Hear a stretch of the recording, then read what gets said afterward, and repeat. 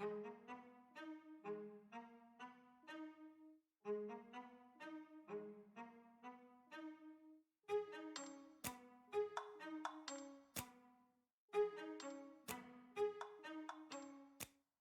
ride with me if you ride with me, you can slide with me if you feel like 550 on the 5 sticky, come get high with me, that's a deal, right? Ride with me if you ride with me, you can slide with me if you feel like 550 on the 5 sticky, come get high with me, that's a deal, right? That's a deal, right? That's a bet, right?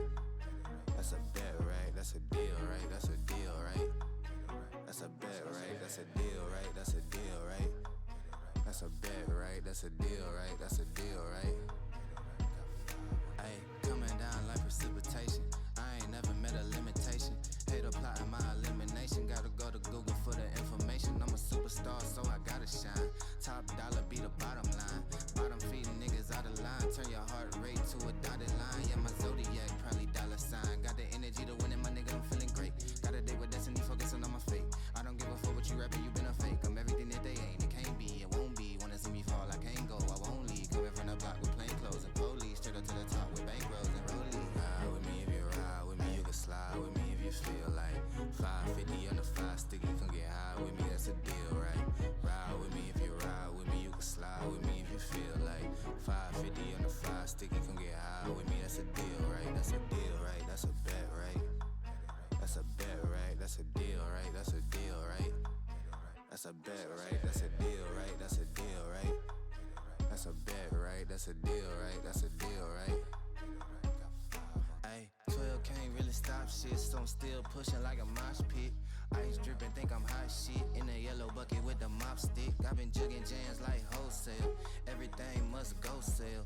Hitting bitches with the old well. Need 100 million on the low scale. On my worst night, I'm the best nigga. Wouldn't mess with you, couldn't cap to him. Homie spotted me like 700, brought 1100 right back to him. If I can't do it, then it ain't real. I just make dollars, I don't make deals. I've been going hard in the paint, still blowing kush clouds till I can't feel like. Ride with me if you ride with me, you can slide with me if you feel like 550 on the 5 sticky, come get high with me, that's a deal, right? Ride with me if you ride with me, you can slide with me if you feel like 550 on the 5 sticky, come get high with me, that's a deal, right? That's a deal, right? That's a bet, right? That's a bet, right? That's a deal, right? That's a deal, right? That's a bet, right? That's a deal, right? That's a deal, right? That's a bet, right? That's a deal, right? That's a deal, right?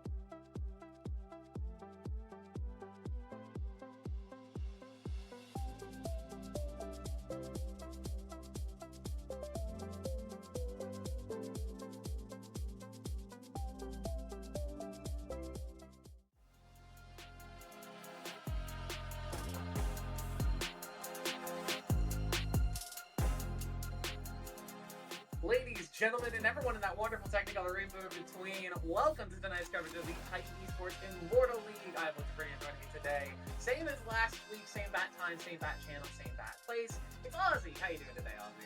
Hi, I'm great. Got your Mariners jersey on there. I see that. Pretty nice. Mariners fan. I live in the Pacific Northwest. They're the team I kind of have to root for. That is unfortunately true for you. I am in enjoy Colorado, the team, which means, if I was I'm going so to root sorry. for a baseball team, it had to be the Rockies, which all right, so we have two tragic cases up here, but thankfully for the teams on screen that you see below us, Conduit, Caelestis, Conduit Celestials, we'll call them probably, and Menthol Light.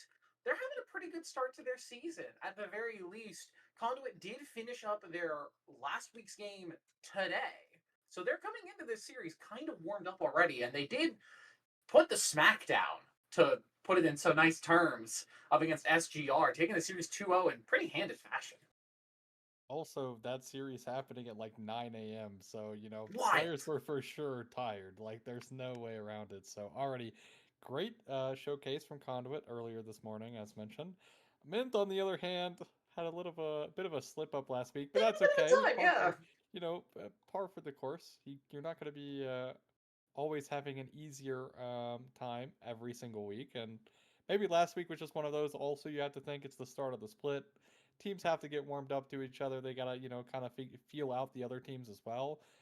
I always find that teams are always on like a ramping curve, That's my hope, at least. Every team should be ramping up instead of ramping down, because if they ramp down, it's a sad case of, man, you shone so brightly at the start and, burnt out a little too quick, but we're still early here. None of that needs to matter right now.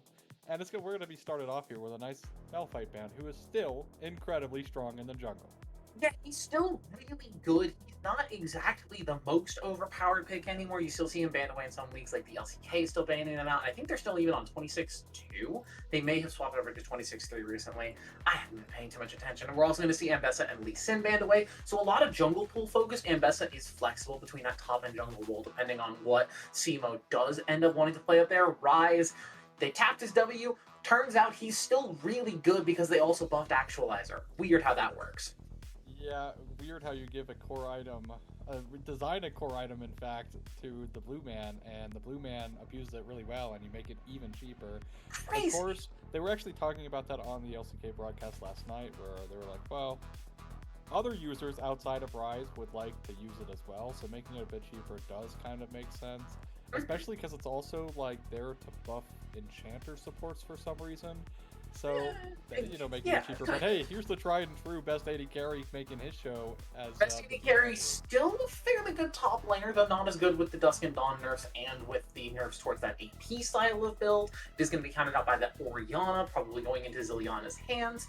I like Orianna just as a general pick. You can pair it up with things like Nocturne if you want to combo it, but it is also just good as a pick in general with stuff like Jarvan, Wukong. Any engaged jungler can pair up and just be a ball delivery system very easily. And Kaelin coming through here for Ment is a bit interesting. Before we had Jhin as the counter to Caitlyn, we had Varus, who was the counter to Caitlyn.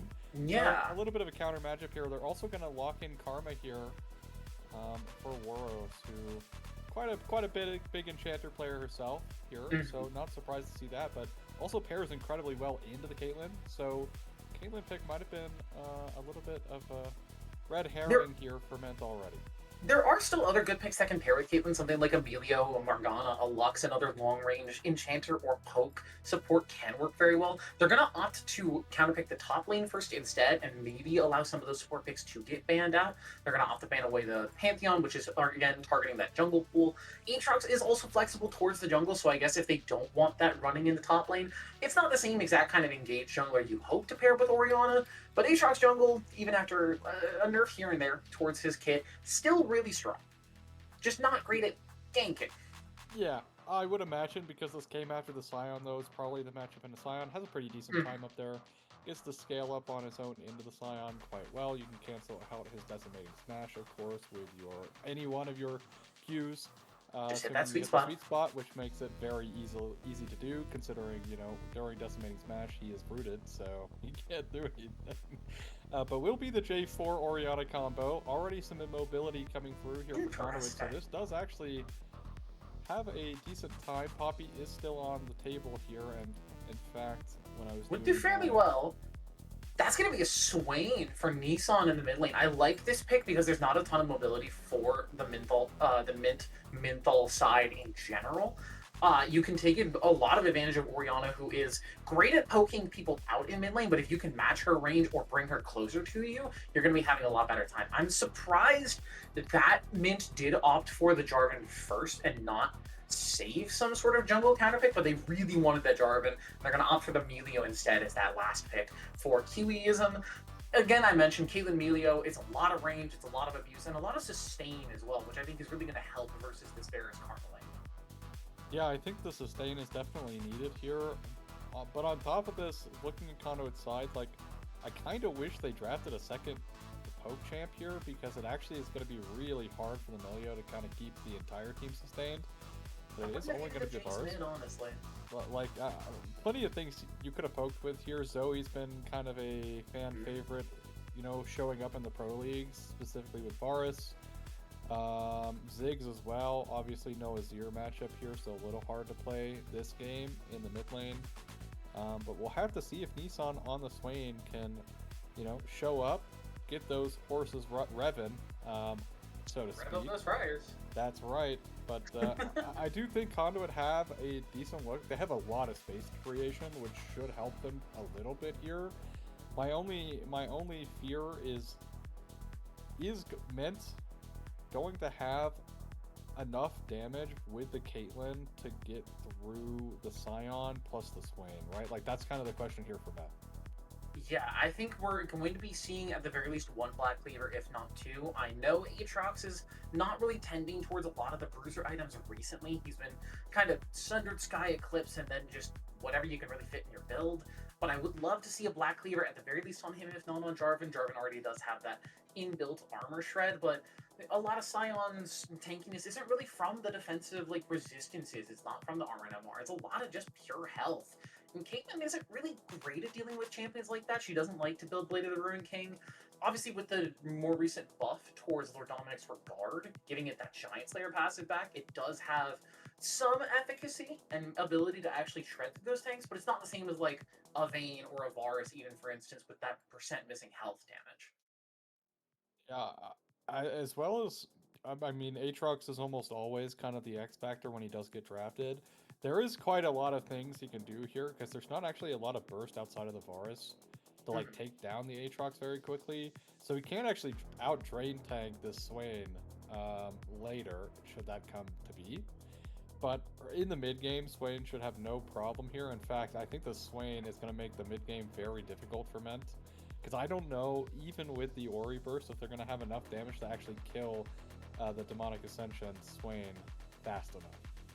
Yeah, I think the issue for Mint really is just that ability to break through the front line, because we're talking about Swain and Scion, but there is also this Jax that you have to worry about, the Counter-Strike and the Grandmaster's Might being such effective abilities at negating a lot of damage.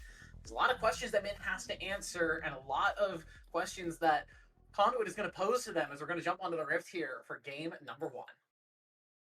Woo! It's our second week here. Yay! I'm so excited. I love League of Legends. I love League of Legends. I look at them. They're having some fun here in the top lane. This is good manners top lane. Kodiak, I know you're tempted to get that.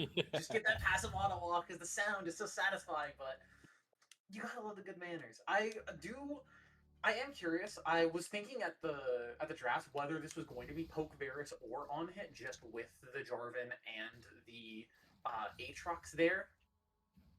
But it does end up being the poke. It is going to be Comet, which I mean almost assuredly means that it's going to be lethality poke, just extra from afar damage. And I think this kind of brings up a question of consistent damage for Conduit, because Jax will deal damage in a team fight slowly, but he will. Swain, if he's going more of a drain tank, he's not going to be doing a ton of damage.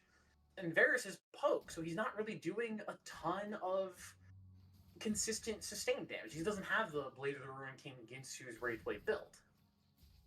Yeah, I mean, so with Swain, his CDs are actually quite low enough, regardless of what build. So your Q, as long as you're like super close range, which tends to happen quite a bit on Swain, you'll actually be able to pump out quite a bit of Q damage. Of course, the rest of your kit doesn't really swing for all that much, which is an issue. Mhm. But that is okay, because as long as you are utilizing your Qs and are able to hit majority of the bolts coming out from your Q, you should be able to do quite a bit of damage. But you have to look at the other side, right? It's not outside of the Caitlyn, right? They don't really have that much consistency themselves. The Aatrox might be like the second behind the Caitlyn. And now we're also, of course, talking Caitlyn is auto attacking a lot as well to get that consistent damage through. Because she has a lower attack speed to carry. Nice trade here for Kodiak. Watch that top is gonna get a decent trade Oh, back. The Grass Proc and no. the Soul Furnace pop. I feel like we see this all the time. Back when I casted Vanquisher, this is what we used to see all the time with Orns, but now it's started to be Scions just disrespecting the early game. The base damage numbers that these tanks have really do allow them to, if not go for solo kills early in the game, at the very least stack up and match the fighter's damage. Once you get that like half item, first item spike, that's when they can really start to fall behind and then get back into the game much later into the game. Yeah, of course, it is still Aatrox, who's a nice level 3 right now. So is weaker than the Scion in general. Doesn't really have enough haste on the Q to make things happen. Nice E here with the W, so double bird proc here for Nissan, stacking up the HP quite nicely so far. Every time we've seen him, he's hit those E's, which is like the most important factor of your scalability here on Swain, Mm-hmm. is being able to force out some birds from your enemy mid laner. Also forcing out a back here already is quite good here for the Swain. We'll force out the teleport early. It's going to be a Dark Seal pickup here for the Orianna. I was I thinking don't maybe hate this might be a tier Darksteel. build to avoid some burst, but it won't be the tier build here for the Orianna. Yeah, I'm wondering if this is going to be Ludens or if it's going to be Blackfire. Both builds do end up working on Oriana. I'm personally a big fan of the Burstier build with the Ludens and just trying to half hit to one shot somebody with that ultimate combo. Uh, I will say though, just to shout out one of my friends who is I'm fairly certain watching the stream right now, playing Swain correctly. This is something that he gripes about all the time in ARAMs. You hit your E, you let the W get through most of that channel time, and then you And pull then them you into pull the back. center of it to guarantee it. Mm-hmm. That's something that'll make him very happy.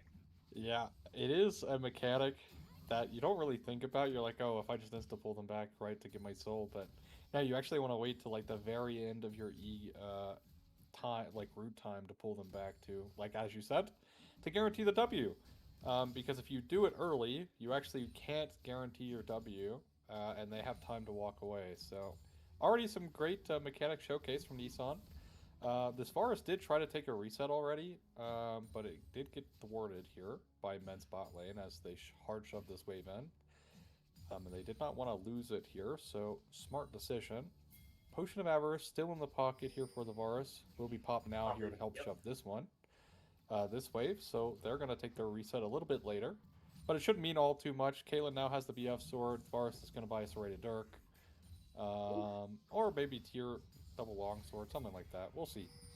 Yeah, I would expect to want the tier to stack up early, but I think League of Legends players have kind of started to realize that the tier can stack fairly quickly on its own. You don't really have to worry about getting it as early as possible. You can get it as like a second, third back item, and you're pretty okay. So that dragon is going to fall on the bottom side. We've got a potential dive up here onto the top side.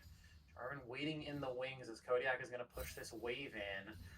Scion at under half health. This is definitely a doable dive, but diving a Scion is always pretty risky. He's level 6 soon, so Yeah, this wave could get him to level 6. It is actually going to get him to level 6. He'll have the Soul Furnace shield, will manage to survive, and even with a World Ender pop, they just don't have the damage. They don't want to commit to that all-in. That unstoppable onslaught, just a little too scary. yeah, I mean, smart choice here from Ment, but ultimately doesn't really mean much either for the J4. No camps are up right now to even hit. Is actually going to grab this top lane Scuttle Crab, so not a bad look here from our J4, but the issue here is now, of course, the Scion really didn't care. Like, he's actually back at the same HP he started that play at, which is quite funny, but He's going not to real too take the pressed reset now. this early in the game, which again is what we were talking about. Once Aatrox comes back with what I imagine will be an Eclipse first item, it's going to make Sion's life a lot more difficult, especially before he gets a little extra armor in that inventory. Strength of the Milio here, Chains of Corruption, will be cleansed off every single time, which, as I a Forest sure player, feels hope so. really sad. Feels It's really one of the few sad. pieces of CC that Conduit actually does have, unless you're cleansing a never move, which, as the Melio player, doesn't feel very good. And I think that is kind of something that we have to worry about for Conduit. It's something we didn't touch on in the draft very much. The kind of lack of go buttons outside of either Sion presses ult and it connects with somebody, or Varus hits a chains. But if the chains connect, QEism should just be able to cleanse it. So I think that's actually going to make life fairly difficult as potential play in the mid lane here. Nissan looking for the root is going to get that never move, the counter strike as well. Ziliana gets the shockwave off, but with the ignite, with a little extra tap, it's first blood over to Nissan on the Swain. Yeah, this is going to be great. I'll hold that thought. Looking for an all-in, but I think Melo's happy to just take this, has the Grandmaster's might. And now suddenly Jarvan's on the run with no flag and drag. Nissan's going to help out. Jump forward, not even needing the flash. Melo takes it solo. Yeah, J4 thinking having a little bit too much damage there. That's gonna not be true, but great play from Conduit in this early game to get going. Specifically, getting a kill on the Swain means the Orianna is significantly less of a threat to the Swain in general, which I'm happy to see. Now, the usual first item here for Swain is Blackfire Torch. Alaskan Kodiak, popping the World Ender. Yeah, World Ender gets the first sweet spot. We'll get the second one as well, but that Bramble Vest is going to cut down a bit of that healing. Topple Onslaught did miss, but Kodiak now in a potential bit of trouble. Flash held on to. I think Wash the Top is just happy to take these smaller wins and is not really looking to force anything. It's just saying, hey, I'm even in CS. You're not solo killing me. I'm winning. Yeah, that's true. As long as Kodiak can, chill for now as well. Like, as long as he can kind of just stave off dying to the Scion. Oh my goodness, never mind. Alistair just dies. Now QEism is the one in trouble. Melo's just gonna hop in, counter strike, get that stun, and wow, that was a lot of damage to come through. That's a rough spot. It's gonna be traded on the top side for the grubs at the very least, but yeah, you gotta respect the Varus damage. Yeah, I'm not actually quite sure what led to that. Like, I don't know how Kaelin is even that low. Also, the Milio just felt like infinitely far away, so I really don't know what led up to that play, but it'll be a kill, and now opportunity picked up here for the Varus. There will be the tier purchase now, which is actually quite common. As you mentioned, tier stacks up fast enough, but it's less about that and also the fact that, like, Manamune kind of takes forever to build. I won't lie, kind of takes forever to build, and the components are actually quite build nice. path. The components are fine enough, but it's not really a good item until you actually get that tier 2 360 stack. So you're fine to just have the 400 gold sitting in inventory. Oh. And speaking of having some gold in inventory, that's a little extra cash in for Washed at top. Every single person is now 0-1 on Ment, which, at the very least, they're keeping it consistent. Love. Conduit spreading the love. You gotta They're appreciate keeping it consistent. We're gonna get a little replay of what exactly happened up here on the top side. Now, what exactly happened to Alaskan Kodiak to get in this spot? I think it was just a good lane gank by Melo. Yeah, looking good so far. Yeah, really nice Q here from Melo, and stun up into Decimating Smash. Nice easy gank here from Melo. Melo on the Jax now, really having impact here. 2-0-2, 4 out of the 5 KP. This is what you like to see from your jungler, Yeah, we'll be especially on a Malignance pick here. like Jax, who is not as great at farming as other champions like your Jarvans are, especially when Simo on this Jarvan has gone for the Profane Hydra first item, a very aggressive pickup. I'm not that happy about it, but I guess I see the vision, right? You do want to try and just one-shot their backline with your Orianna being behind, but still not that much of a fan, I won't lie. Because you are kind of like one of the only 2 frontliners your team really has, and calling yourself like a real frontline is not even exactly true, even if you are building the Bruiser build. Kodiak, though, still kind of struggling here into the Scion.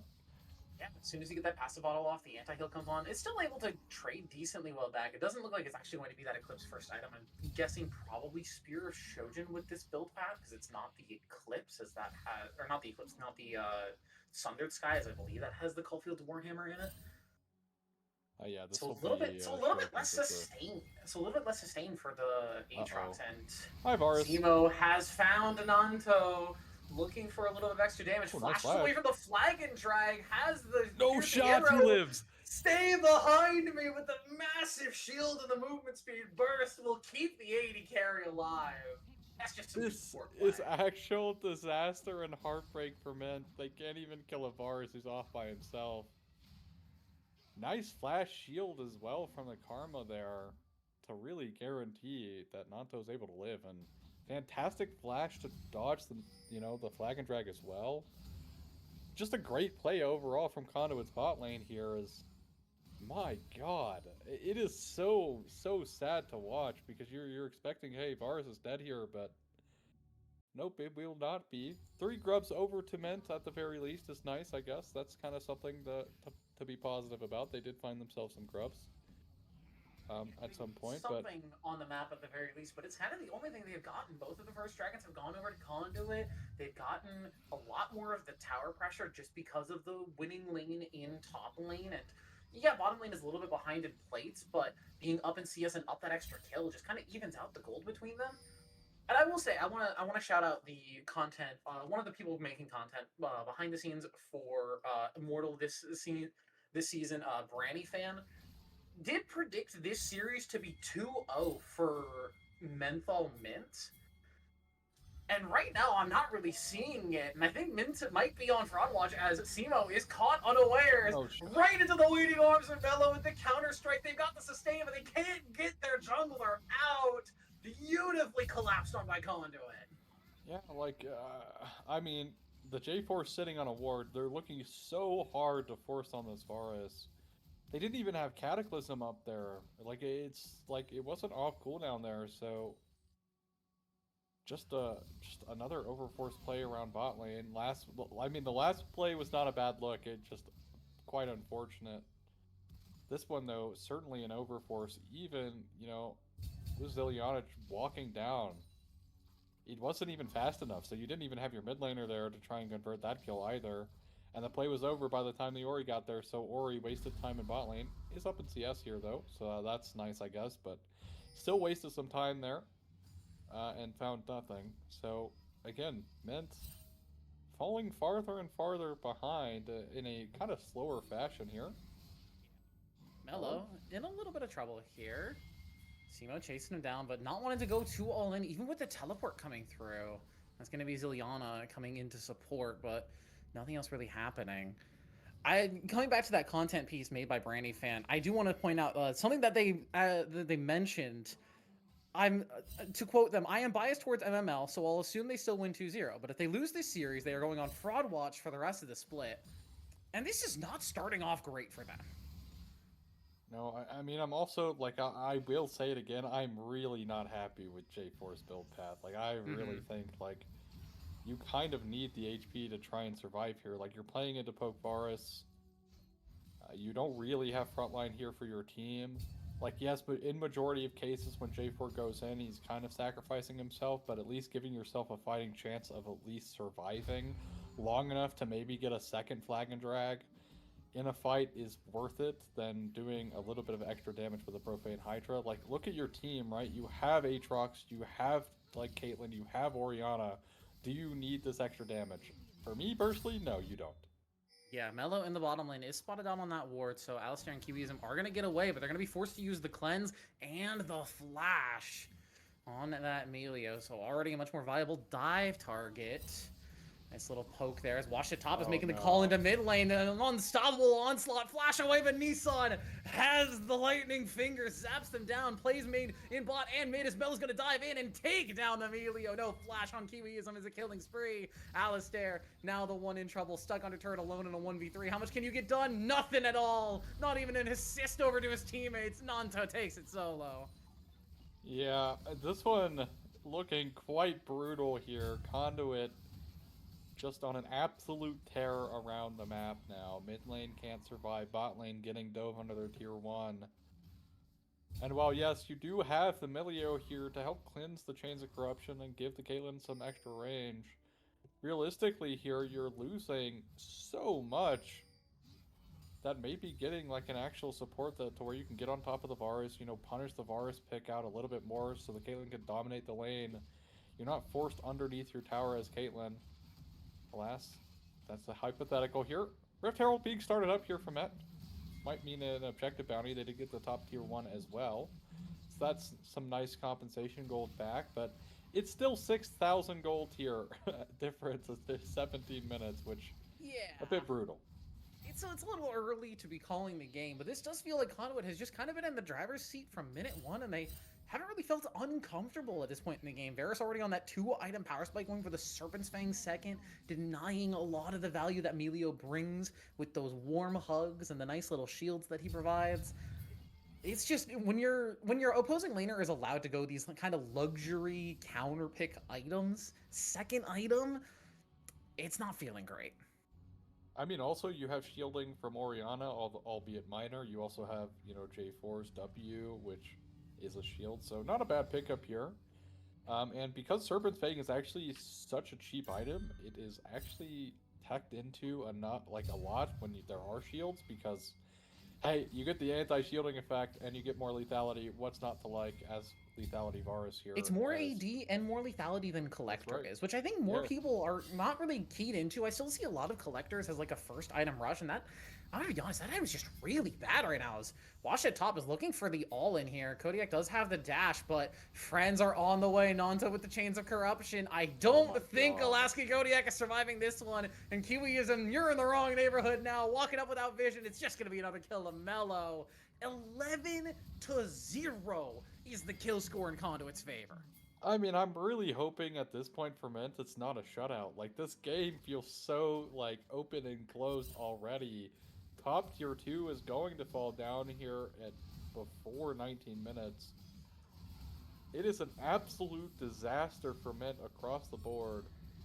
They are going to use the Herald in bot lane to get some more objective bounty gold here with that tower, but you get a second charge as well, which is, you know, it's not nothing, but you got the early grubs. That's great, but grubs have had such, even with the addition of plates on all turrets, which I thought for sure was going to be a pretty big buff to grubs in general, just as like an objective in League of Legends.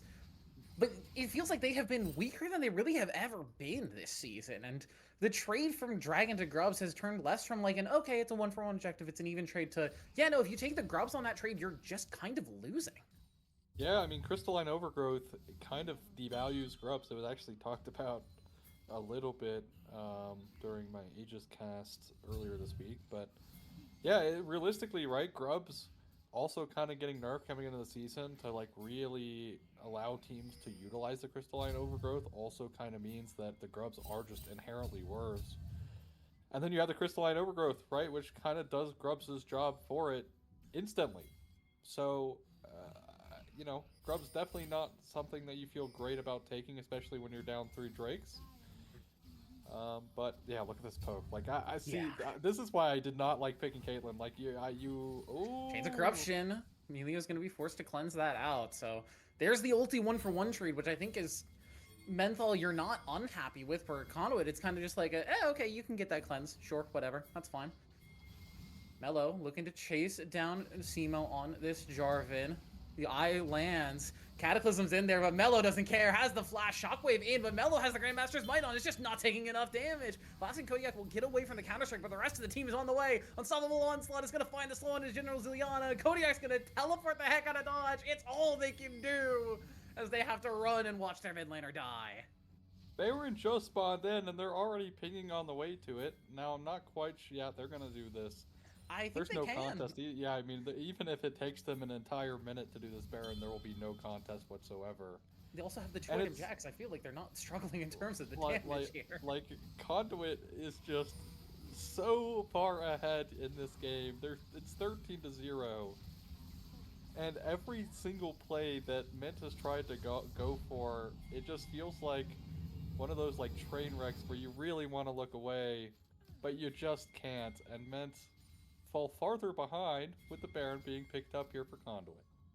Yeah, I at the very least appreciate Menthol making some cross-map plays, like taking the Herald bot, getting the 2 charges, and getting something done with it at the very least. You're getting some gold in your pocket, so they're not getting perfect gamed. They got the Herald, they got the grubs, they've gotten a couple towers. They're playing fine from behind, but they got into a spot where they're behind so early, and now they're in a lot of trouble again. There goes Simo on the Jarvan, a nice 2-man root from Nissan, and the Demonic Ascension can finally ascend. Alistair gets a nice 4-man shockwave, but what does it matter? The rest of your team cannot find anything. Zilyana on the run. The Eye of Noxus will come down. We see you. A little recall BM from Mello, just to put an icing on the cake. Yeah, let's just, lock this one up. This one is shut, I fear, or meant. Decent look at the jungle here, but realistically, look at the J4 build. He has an Axiom Mark, guys. He got Chains of Corruption. Mello autoed him once with the Sheen proc, and then Chains of Corruption plus Q kills him. I don't know what is happening to this Ment team right now, but it just looks like they are in absolute shambles already in game 1 here. Of course, teams can be resilient mentally and bounce back, especially if they can kind of recognize that the game is already over and be like, yeah, this one is just not even worth talking about, which is fair.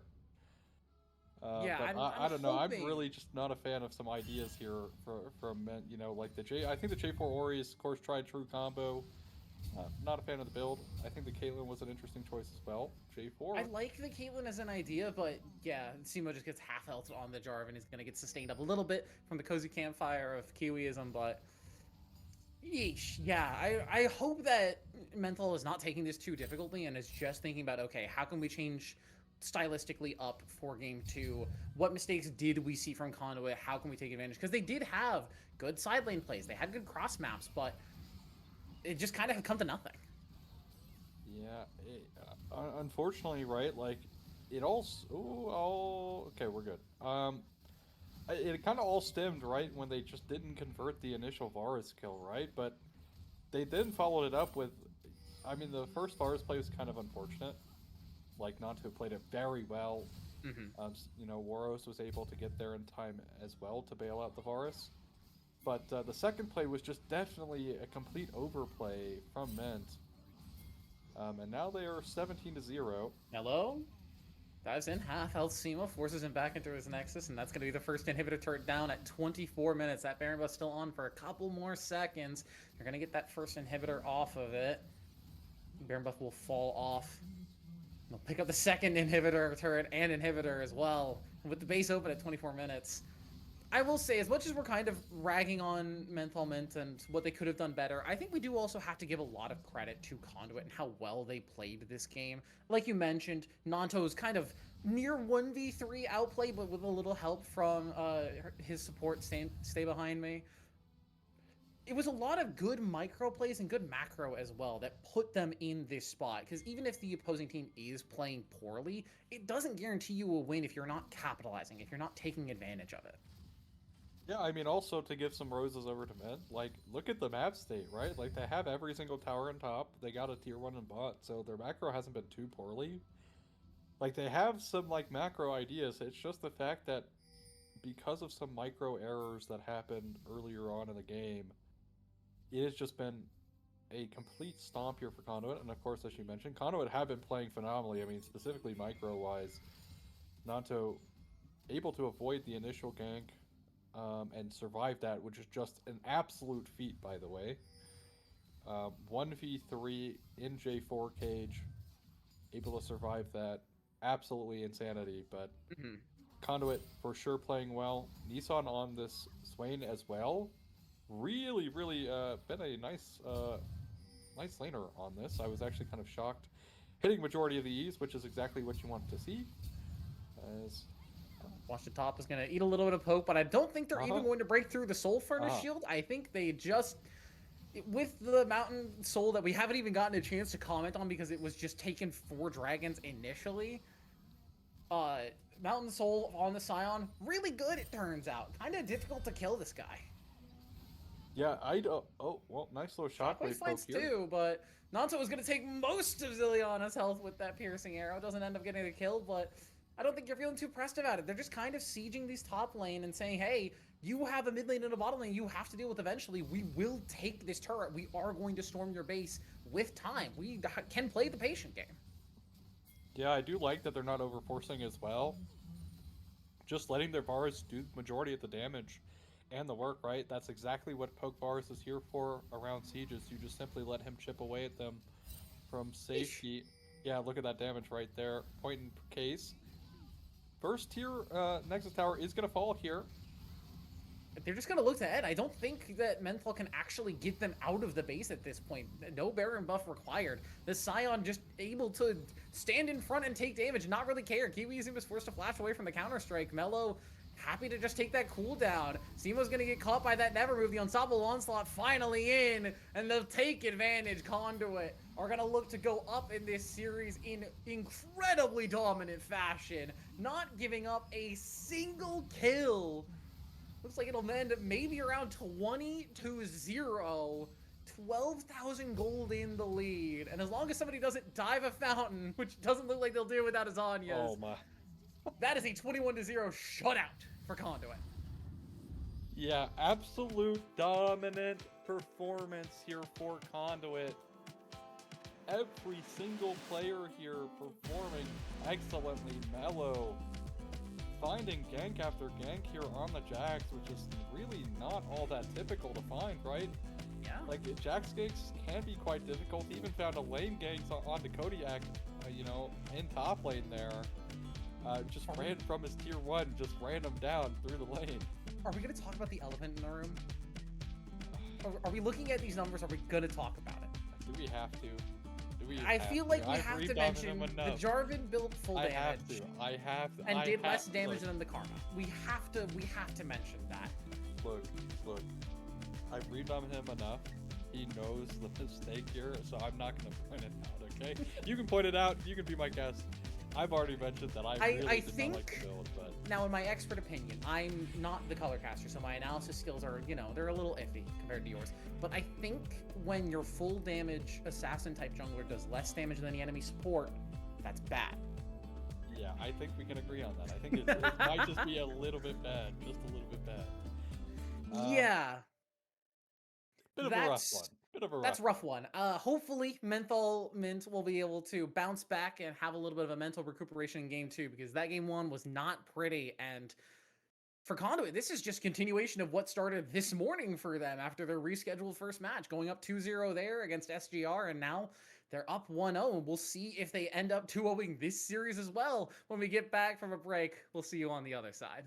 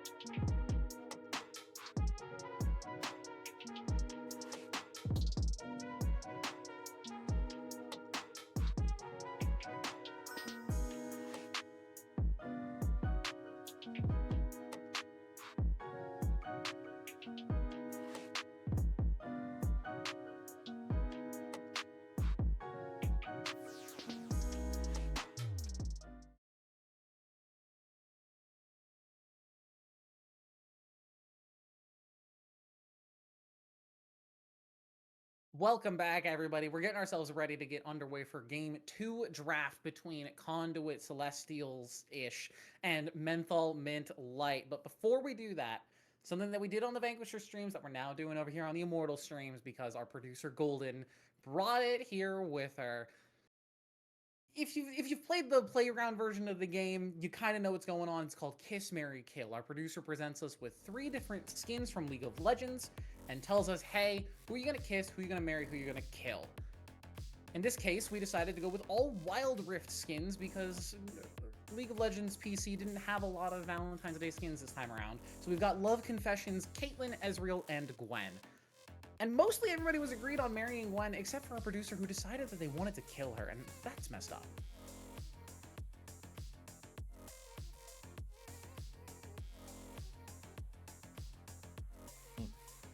Fair enough.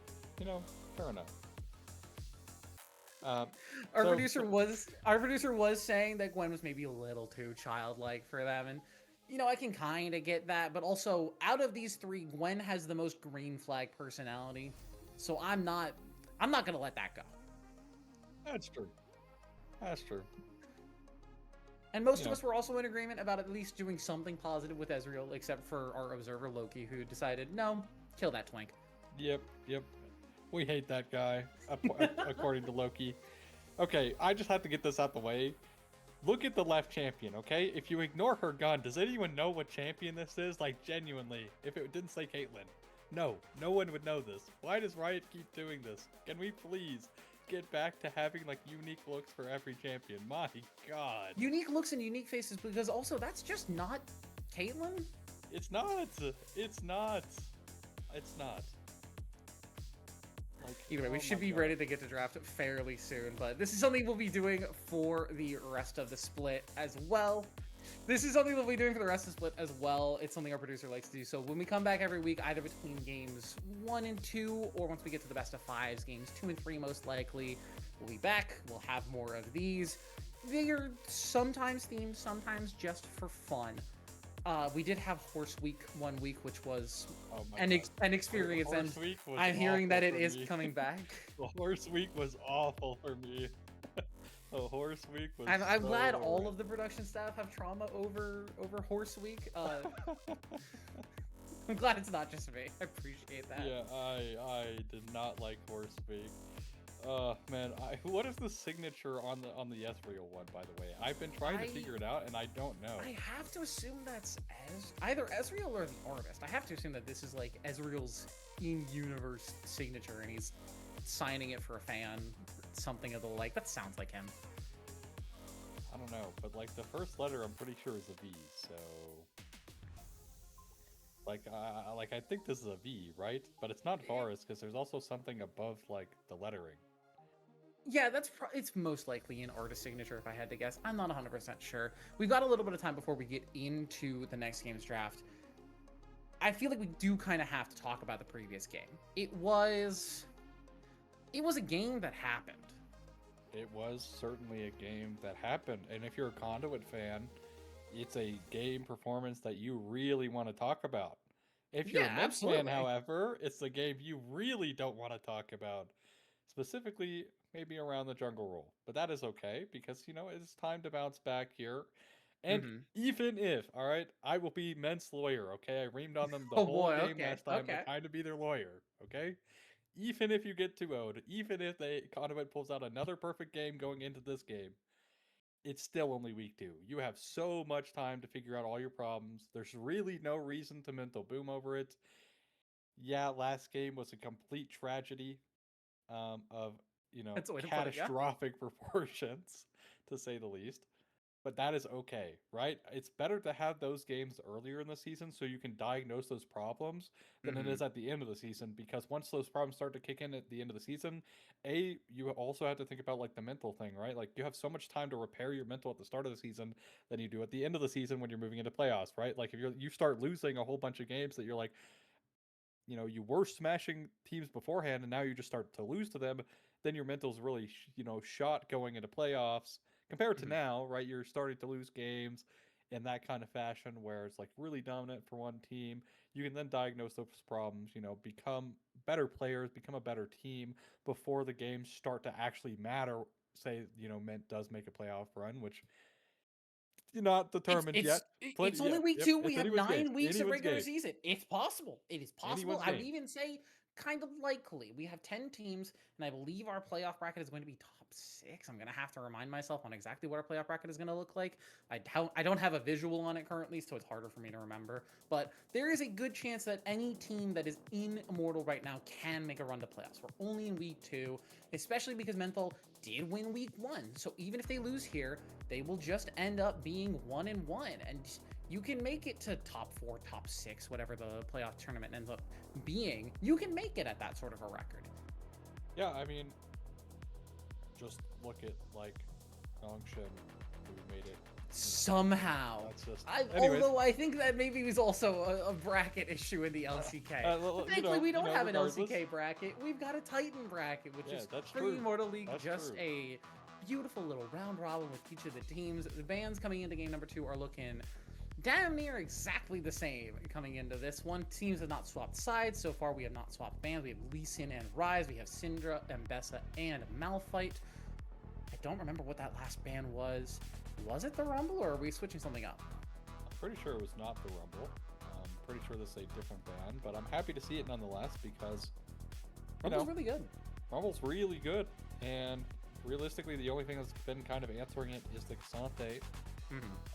As of recent, even like top laners have really stopped playing Galio top into it, which makes me sad. I thought that was a really cool tech. I feel like we stopped playing Galio in general, and that is true. Sad. That is true. But it's going to be Yunara, who is the second best AD carry still, which is nice to see. Very consistent AD carry to come through here for Conduit, and Nato having a fantastic performance on Varus. I have all the faith in the world here that the Yunara is going to hit just the same. As for men's side, though, kind of switching it up a little bit, we have some Ahri Corki going on in the bot lane. Or I guess Corki in the bot lane, Ahri in the mid lane, okay? This is feeling very, very standard for what we've seen on this patch. Varus is gone, Caitlyn's not around, so we're dropping down the tier list a little bit. We're picking up the Corki. Yunara, I would say, is still in that upper echelon. We're also going to be seeing the Cassante. Ahri Talia is a mid lane matchup we've seen probably hundreds of times at this point. We know how that matchup goes. Pre-level 6, Ahri is really happy. Post-level 6, you can't really just dash around for free and suddenly you're not as happy. Cassante versus Gnar, again, a matchup that we feel like we've seen every time, actually. Hey, I'm happy that Gnar is back in the meta. He was, for the most part, missing last season. I'm glad he's back. Welcome back, buddy. I've missed you. I think you're such a fun champion to watch competitively because it's realistically comes down to how good the top laner is at timing the Gnar bar. Because if you mess it up, it is very, very, very awful for your team. Oh, yeah. But if you hit it at the right time, everyone's happy on your team, right? Like, I love it. I like that high-risk mini game of the Gnar bar. But it will be the Braum ban, which, we were talking about, We were talking about this pre-game because Stay Behind Me, formerly Waros, did name swap very recently within the last week to Stay Behind Me #Braum, which at the very least says, yeah, I want to play some Braum, even if their solo queue history doesn't exactly reflect that. But now with the Rel locked in, I have to imagine this is just going to be an Enchanter to pair up with the Yunara. There's no Nami, which is a fairly good pairing, but you still have something like Lulu you could go with. The Trundle is an interesting pick into a very not tanky team, really relying on stealing the stats from either Mega Gnar or from Rel. Yeah, I think the Trundle for me is kind of just a miss. Like, I really don't like Trundle in majority of cases anymore. Like, I think he used to be really good, but also you have to look, right? Like, one thing Trundle lacks is hard CC. Conduit don't really have the best ways of hard CCing in terms of the way of it being You've confirmed. got Talia Cassante as your engage buttons, which is not fantastic. Nice steadily coming through, though, for yeah. This champion can build damage, as it turns out. Yes, I'm a little surprised to see Simo on the Nidalee after what happened in game number 1. The game that shall not be named. After what happened there, I'm surprised to see them on a carry champion, especially on a team that is kind of lacking in crowd control, similarly to Conduit, where you really are relying on Rel Gnar to be your engage tools, your dropping back on a poke damage jungler? Well, here's how I see it. Back to my mint lawyer cap here, okay? All right. Simo, Be the defender. Simo had a catastrophic game 1. Now, you can't do much worse than that. So even if you can't. I'm being real here. You can't do much worse than it. I'm sorry. I'm sorry, Mint fans. I'm sorry, but you can't do much worse than that, okay? Now, with the Nidalee, right? Either you get your confidence back here, or you learn you can never play carry junglers again, so it's a win-win. You know what? I think that's a great way to look at it. And at the very least on Nidalee, if you're behind, you can build support items. Echoes of Helia on Nidalee is a fairly common option now. You see people going that 3rd or 4th item. Yeah, but I won't lie, I am a little worried about the Nidalee. Now that the lawyer hat is off, I think I am a little worried about it. I don't... Take off your lawyer cap, put the analyst cap back on. It's not even a SEMO thing, it's just, I find that maybe the Nidalee is just not going to have the best time this game. Like, what are you really going to do? Like, you're having to, like, you're going to be, like, full poke Nidalee, which is fine, right? How you build But Nidalee, you're never really going to be able to go Cougar form because you had to jump into Talia Cassante, which you're never going to do. Not to mention the Trundle, who you don't want to be in melee with. You also make building Merc Treads infinite here for the Talia into the Ahri Nidalee. Yeah, really the solo AD threat being Corki, who also kind of partially does tree damage, so it just incentivizes the magic resist even more. Yeah, regardless, it's time to see if Mint can bring us back in this game too here. Yeah, after I think a devastating game 1. I think a lot of eyes are going to be on Simo in this game, who thankfully did turn streamer mode off. I didn't yell at him for that in game number 1, but I am going to say for any of you who are going to be streamed in the future, Immortal players, please, when you're on broadcast, turn the dang streamer mode off. We want to be able to shout your name when you do something cool and not just say, "And Jarvan gets a panda." Let me say your name. Let me make you sound cool. That's true. Streamer mode is bad, as it turns out. Streamer mode, don't do that. cringe. Yeah, don't do that to us. Anyways, Nissan with some spellbook gameplay here on the Talia. Phase Rush did get nerfed, so maybe just a bit of a scrimmage game here for the Talia to try out some spellbook. I'm not is also that convinced on it, Electrocute Ignite on Zileana, so a very aggressive Ahri setup to go into this Talia. You know, I'm not really that convinced that the spellbook will pay off, but neither of them have teleport here. Of course, not having teleport will favor the Talia with the spellbook because A, she can get it, and also because of Weaver's Wall, being able to rotate quickly is one of her unique factors there as to why she's been so prevalent in the meta the last 2 years. Now, this bot lane here, the Lulu Yunara, Lulu also, Kiwi going in. Kiwiism looking for the level 2, clears away the barrier with the Shattering Strike, nicely timed by Kiwiism, and Nanto loses 2 summoners to just the 1 from Kiwiism. That's a great start for the Menthol bottom lane. Yeah, great start, and that's something they need, I think, is having a great start in any one of their lanes, to be honest. Now, of course, will take some time for the Yunara to kind of scale up, has the cull. And also, if you look at the wave state, she's actually not going to miss all that much. So this has turned out to actually not be... I'll hold that thought. He's just Aftershock on the Cassante. Playing that versus the range matchup is probably the way to go if you're not doing something like Spellbook, if you still value the secondaries in the green tree. Aftershock is kind of just the way to go. You're not getting grass procs on that guy. I'm a little surprised to see the biscuits for Wash at the top, given how hard nerfed they've been, as we got a little trouble here in the jungle. Mello trading flashes with Zileana. I like the aggressive look from this Ahri. You have to get your Nidalee ahead somehow.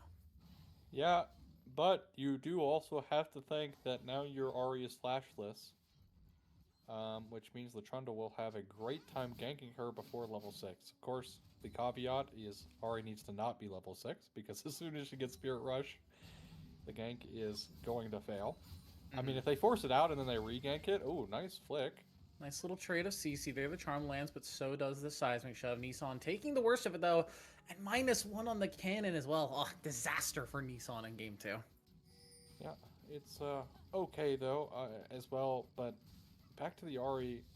Even if Ahri is forced to Spirit Rush as well, she still won't have flash. So I don't necessarily know if going for that flash trade was gonna be worth it. We'll see if it pays off for Conduit to punish here in the coming minutes. But so far, all is quiet on the Western Front as the CS lead here for the Ahri has grown to 11, as Talia will now pick up the remainder of the wave under here tier 1.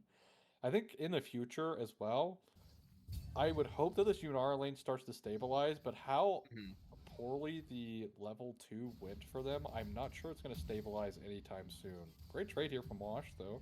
Yeah, Wash taking it to him with these Intofo strikes. If the Q3 lands, which he's not going to throw it, just holding it, seeing if Kodiak would flash preemptively. I like that sometimes holding your skill is more threatening than actually throwing it. You learn this when you play hook champions like Blitzcrank or Thresh, and it's good to see that philosophy in other lanes too.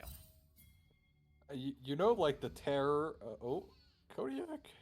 Oh my goodness. Kodiak playing with fire. We've got Simo on the bottom side, but so is Mello. Spotted out by that trap, though, so Simo and Mello will both just walk away. But yeah, this bottom lane, I think, is... The fact that it's even early, I think, is not bad for Asura and Stay Behind Me. It's just a matter of, does it stay even? Or do we see Alistair start to pick up more of a lead? Yeah, but unlike last game, first strike is actually going to go over to Ment here. They don't have bot prio. Talia really is not going to be able to out-trade the Ahri at this point. So, great find from Ment to start themselves off a little bit early here. And it's not going to be the Grubs trade like we saw the last time. It's literally just a free Drake. So, great play. I did mention last game, like, even though Ment, were unable to find a single kill, their macro was still pretty decent, all things considered. So, nice to see that showcase this game. Yeah, good first dragon for them as well. The ability haste and the attack speed are two very nice stats to have, as Nanto's going to get engaged on another Shattering Strike. The Ignite's ticking down. Alistair just getting the autos down. Nanto standing his ground, though, unafraid. Crashdown's going to land, and Nanto now the one in trouble. Shattering Strike is going to break the barrier again! First blood to Kiwiism on the rel! And finally, Ment will find their first kill in the series here. Oh, that's depressing. And, yeah. Oh, no way! No way! Kiwiism under turret tries to dive the Lulu. Unsuccessful. It will give a kill and, importantly, an assist over to the bottom lane of Conduit. Yeah, it was really looking brutal for the Yunara there, but a mistake from Ment makes the trade even. Liana dashes into the rocks, is still going to get the charm off, has the ignite, one more dash, and the auto might just do it! The turret shot staved off by the heal passive. Zileana stays alive and takes the solo. Yeah, I mean, unfortunately here for the Talia, you really don't have enough damage to do much. Will be cleanse picked up here now that the flash is not available here for Nissan. Goes cleanse, I've seen that one before. I will say as well, like, maybe Nissan lives if it's Phase Rush or or gets the kill with Electrocute, either way, but Spellbook is the choice. And Merc Treads and the tier now finished here for the Talia, which, at the very least, it is Talia, right? So getting behind is not the end of the world. You still have all of your utility useful, that's going to be useful. Just going to be a bit unfortunate for your damage. Little trading down here on the bottom side. Kiwiism taking a couple autos, but not feeling too threatened as of yet, I don't think. Mello just looking for some kind of angle, but unfortunately, the Trundle is just such a less active champion than something like... Ooh, Transcend popped. Nanto looking for a little bit more aggressiveness. Kiwiism stuck behind the pillar, but has the crash down, so it's just going to be able to walk out. Stay behind me now, the one in trouble. The spear is going to land from Simo, looking for the leap in. A nice wild growth cancels out the jump and does not let her get chomped. Will stay alive here, and his ult's burned, but nobody dies. Yeah, Nanto utilizing the ult, maybe a little bit too early there.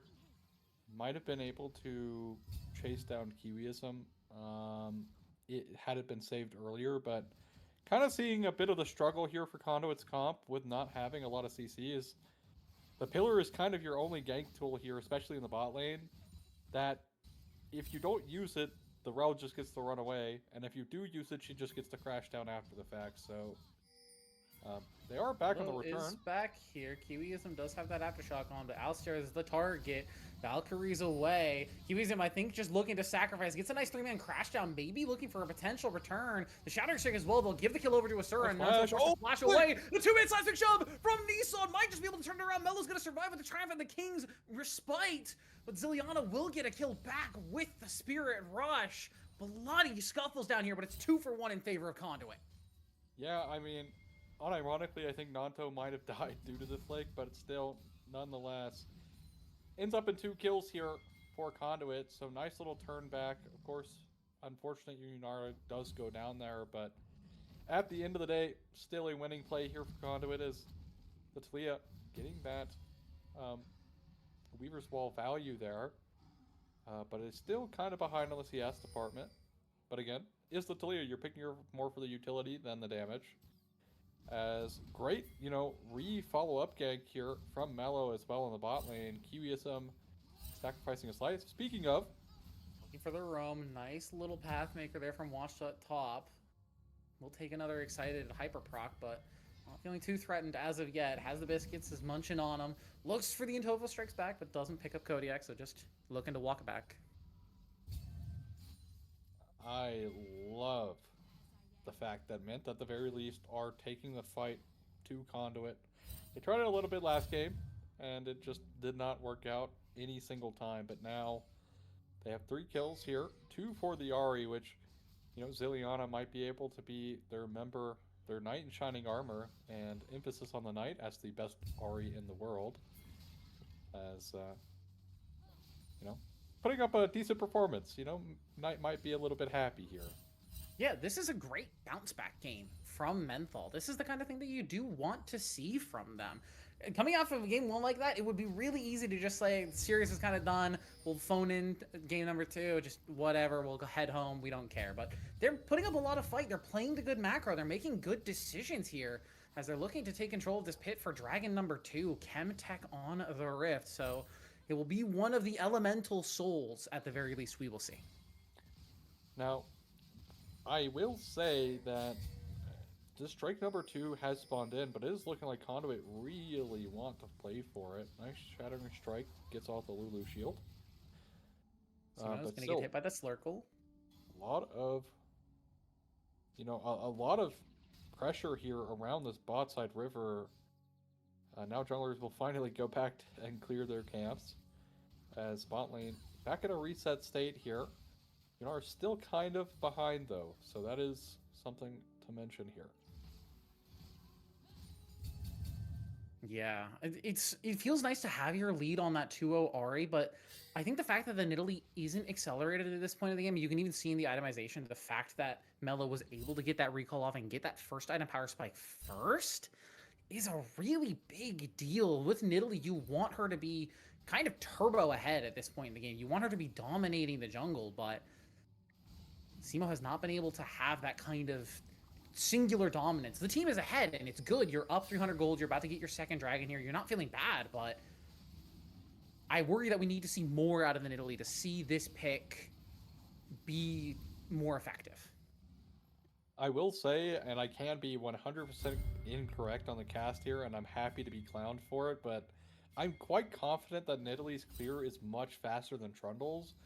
So them being even CS is kind of not great. Now this invade from Mello might be a little bit too aggressive. TP in from Kodiak. The jump canceled out by the pillar, but the boomerang is still going to land. Oh. Mello's in trouble. The whole team collapses, and Simo will get their first kill of the game. Nissan now on the run with that rock surfing. Able to get out of the way of the spear, but a greedy invade, punished very well by Menthol. Yeah, Mello going for the Gromp, or not the Gromp, the Kruk respawn in top lane there. For kind of really no reason. The Drake had already well been taken at that point. Just over-aggression here. Happens to the best of us. It's only 1 death, but the kill going over to Nidalee is quite nice for Mint in general. Because, again, it can mean that Nidalee is going to start applying that pressure harder and harder as we get into the mid-game. They already have 2 Drakes as well, meaning that those 2 Drakes might lead to a 3rd and 4th if Conduit don't play their cards right.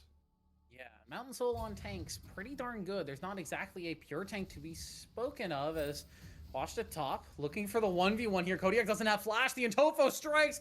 More slam down. Gets it just on the tip. Washed at top finds the solo. Yeah, there you go. I mean, no flash being punished out by the Cassante. And it's kind of a reverse here. Usually it's the Mini-Gnar that is the most susceptible here. But for Cassante, it's actually the Mega-Gnar where the Cassante can really punish the Gnar out. And it happens right then and there. Kodiak solo killed by the Cassante. Now, of course, Cassante's getting leads. Don't always transfer. So we'll hold, won't necessarily have a huge gameplay impact with just one single kill there. But here comes Kiwi. For another engage. Magnet Storm crash down. Nanto though has the wild growth. The shield again expertly taken down by Kiwiism, but can they take the trade back? Alistar taking a ton of damage. Nanto flash you forward. The barrier's there though. Can the Yunara finish on the kill? No, she can't. Has to dash away. Oh! Kiwiism can't finish it with the shattering strike. Mello comes in and keeps the AD carry alive. Asura takes the kill. Now is forced on the run as Simo's in the area. The health force is not high enough to deal with the Nidalee, and Conduit steal a kill on an engage and walk away. Yeah, the healing for Alistar was so high, I thought Nanto might have gone too far. But unfortunately, for Ament, another tragedy with the AD carry living on a sliver of HP. Well played from Conduit there. Looked maybe a little bit over-aggressive there, but was right on the edge. And that's an AD carry player. That's exactly where you want to be. It's right on the line, and my god, was he right on the razor's edge. Yeah, for as much as game one was kind of a blowout, there was some great performance from Conduit. There's a reason why they got so far ahead, and I think we're really starting to see it here again in game number 2. Menthol had a really nice early lead. They've been playing the map super well, but I feel like we got a flash of game 1 Conduit there with that play. Yeah, I mean, it also looked kind of brutal because, like I said, Alistar healed up so much HP. He was still like a quarter HP, but it didn't matter at all for Conduit. Really well played. Asura, but look, here comes the counter gank. Rickle for the slow, but does have the Spirit Rush ignite down. Wild Growth is up again, but Asura just has nowhere to go. Crash down, flashed out from stay behind me. Nissan's in the area, but immediately the Magnet Storm is in. Another Shattering Strike. Nissan just forced to back off. The Seraph Shield going to keep them alive alongside that Seismic Shove, but this turret should at the very least fall with that Crystalline Growth. Yeah, that's just a bottom lane turret. A great roam by Menthol Mint to counteract that bottom lane play. Yeah, I mean, they just regank here. Simo is also poking down at this Rift Herald. Securus actually should be here for the Nidalee. She can't out-secure this. Won't find it, though. Watch the so top will be a Rift Herald great trade. bodyguard there. Yeah, honestly, great counter play here from Conduit, at the very least, to find something. But it really has been Ziliana here, kind of being the shining member of Ment in this game. The regank in the bot lane immediately after that bot lane play equalizes things once again on this bot half of the map, to where now, as we get closer to this Drake, Soul Point spawning in 10 seconds here. Simo maybe a little too aggressive here, caught out of position. The Slurkle's gonna land, but it doesn't matter. The all-out Washed at top takes it down, and with the jungler dying, this should just be a free Mountain Dragon over to Conduit. Yeah, you know, Your Honor, I would just like to mention I might have cast a curse that a little bit. Look, everybody gets you get one a series. You get one, and then we have to start yelling at you. That's true. That is true. Unfortunately for Simo, goes down at the worst possible time. Will be Drake here for Conduit, so no Soul Point just yet. We'll have to revisit that one in 5 minutes. As in the meantime, the Yunara, quietly scaling up herself, working on her second item here, is behind a little bit of gold here to the Corki. Backing now, so should be able to pick up the second item now. But once the IE comes through, this is going to be a very difficult to deal with Yunara. Of course, the Fiend Hunter Bolts. New item added here gives ultimate haste, which of course for a champion like Yunara is insane. Also get additional damage done with Guaranteed your auto crits, attack. and if you were going to crit anyway, you get true damage. It's a really strong item. I have to remind myself that AD carries are in fact building boots. I just don't see them on the lower bar right there. You can see it underneath their summoner spells as Nissan, a little bit out of position, dodges away from the Spirit Rush. Oh, a nice flash charm. charm though. The Seraph shield is not enough to keep Nissan alive this time, and now Nanto in the mid lane in trouble again. Another Shattering Strike eats another barrier, and Alistair gets another kill for it. Yeah, I mean, just over aggressive for no reason in the mid lane. Like, Asura needs to just hit the brake just a little bit here, because that is a 2-item Corki who has Mirror Mana. He is actually going to outtrade you, especially when you don't have ults, which Asura did not. But to talk about the other play that happened, Ment in the bot lane find a free pick out onto Nissan, who is struggling a little bit here on the Talia. Utilizing the E to clear the wave, didn't have that available to prevent any of the Spirit Rushes or, you know, the jumps from the Nidalee. So, well played from Ment. They continue to punish both the mid laner of Conduit and also Asura, who has the most deaths on Conduit so far right now.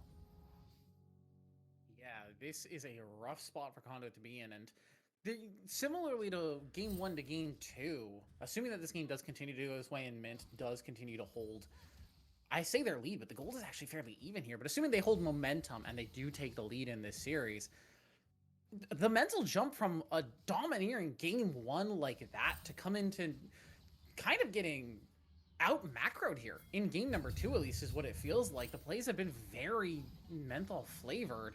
As Melo's going to sidestep that Shattering Strike, will not get another shield broken. As much as we had questions for gameplay in game number 1, I just want to say Kiwiism has been on fire in this second game.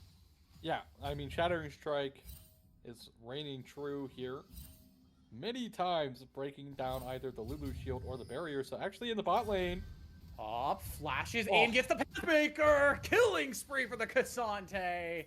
He's starting to become a problem in the side lane, and now Menthol, what are you going to do about it? They're geared up here in mid lane, but there are 4 members of Conduit. They're going to look for the engage. The Shattering Strike is in alongside that Magnus Storm. Another 2-man stun. Kiwiism finds it again, but do they have the damage to finish off? Yes, they do! Ziliana dashes into the backline and finishes up the kill. Looking to just finish off the turret here. Stay behind me, force a flash away. Simo tries to dive in, but a little too healthy on the targets. Nissan now chasing down Alistair as their mid lane turret is going to fall. Alistair, Valkyrie's away. They're just looking to disengage. Menthol got what they wanted. They lose Simo for it, but they get the mid lane turret. yeah, I mean, Asura as well, once again falling victim in another play. Held on to Flash for just so long, and then Flash is just too late. Ziliana, as I mentioned, making Knight proud on the Ahri, continues to do so. 4-0-2, been a vital member of many plays so far for Ment's success in this game too. As they do pick up the tier 1 as well, so some more gold over, but the gold is still dead even. So it's anyone's game. The gold is practically even at this point. It's now about 1,000 ahead for Conduit as they clear up a little bit of extra CS. And it's wild that Conduit is maintaining even with how, again, it feels dominating. Menthol has been on these plays. They've been first on the rotate. They've been making the proper plays. Kiwiism's going to take a little bit of damage, but this Trundle is not particularly threatening at this point in the game. Trinity Force and just that Dead Man's Play finish off, whereas Simo now 2 completed items. This Nidalee is, I feel at this point, truly a threat and can one-shot a backliner if they're not careful. As long as Simo fins off of, you know, diving the tower by himself there, it should be okay. But here comes 20 seconds to Drake. This will decide the game, or at least will decide who is in control of the game for sure. This Cassante is huge, so that's something they're going to have to worry about. This is a level 16 Cassante. At 22 minutes, yeah, I think the top lane quest is kind of good, you guys. Washed Up also opted for the Zeke's second item here, which I think is a really interesting choice. It did get buffed to now provide ability haste for ultimates specifically, similarly to Fiend Hunter Bolts and to the Malignance, as looking for potential engage. Kiwiism crashes down to the backline, but everybody dodges away from it. Can they find a fight off of it? Onto the backline, staying alive as Liliana can't get the burst down, dashes forward. One more blast through. Asura gets their revenge, and Washed Top is just keeping the rest of the team off, manages to dash away and stay alive in the meantime. Nissan did fall, but the rest of Conduit still kiting away. It's 4v4. Mid laner traded for mid laner, but the dragon stays in control of Menthol. Yeah, I mean, but look at the health bars for Conduit here. Teleport coming back in here for Watch the Top, though. Asura very low, looking to heal up a little bit on the wave with that call. Just get that extra little bit of healing on a hit. Does step on the trap, so he's going to lose a little bit of that health. Mello getting engaged on. Doesn't have the subjugate. He's going to eat a lot of damage. Doesn't end up taking a ton from that Gnar into the wall. And now Watch up top, taking Simo over the wall. The Pathfinder gets canceled out by the dash. But in the meantime, on the bottom side of the fight, Alistair is just free firing. Asura looking to take the shots in. But Alistair still has enough health. And it's just frontlining for the team. A double kill over to the Corki. And Watched it top now stuck 1v4 as Mello cannot help him out. Maybe trades back on the Kiwism, but gets pulled out of the all-out. Doesn't have the damage. Menthol, stand tall and take the dragon. Yeah, I mean, unfortunately, the blast cone was there, so Simo does not get assassinated off of the kidnap there by Watch the Top, and unfortunately here for Conduit, it's Soul Point and Baron going over to Ment as Asura. Mello's alive and has health. Kiwiism is low, Kodiak's under half health. I don't think this Baron is guaranteed. Zilyana's going to play bodyguard here and keep Mello off, but Nissan, even with this kind of vegan-ish build, the lower damage build, still has enough damage to poke, especially with the Baron debuff. Just needs to not get hit by the charms. Zilyana taken under half HP, forced to use that Spear Rush defensively. The Baron buff is going to be taken down, but how many exit pricing they get? Kiwiism looks for an engagement, gets canceled out of the crash down. Mello very tanky with that subjugate. They'll pick up one at least, but the rest of Menthol will escape with the Baron buff. Yeah, I mean, also, they will pick up a mid tier 1, but it's a support trade over for 4 purple buffs, which is fantastic for Ment. And as I talked about, I was worried about the Trundle, and that's kind of showing to be true here. Because in team fights, he's kind of just running around just chomping the support, which is not ideal. Like, that's really not where you want to be. Trundle struggling a little bit in the fights. But at the same time, right, we really haven't seen like a true fight happen, so that analysis point will be proven in the future here. As, again, we have Mountain Soul in 3 minutes, which will for sure be fought over here for Conduit. They kind of have no choice, as the Yunara is going to pick up the Hex Optics. So we'll see how that works out here for her. Putting some wards down, but it's tanky enough on the rail to not be really an engaged target. Just eating a little bit of poke here. Yeah, it really has been the carries from Menthol that have been keeping them in this game.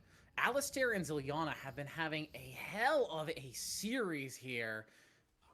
5-0 on the Corki, 4-1 on the Ahri. Nice engage from Kiwiism again. Finds a stun onto 2 with the Wild Growth into the all-out. And there goes Kiwiism. But Zilyana! Is getting bursted down. Zilyana plays the assassin perfectly and takes the AD carry out. Yeah, I mean, Asura just hasn't been able to play all game. Charm will miss. So this will be the tier 2, but every single time a fight breaks out, the one person that is dead here for Conduit is the Yunara who does their damage.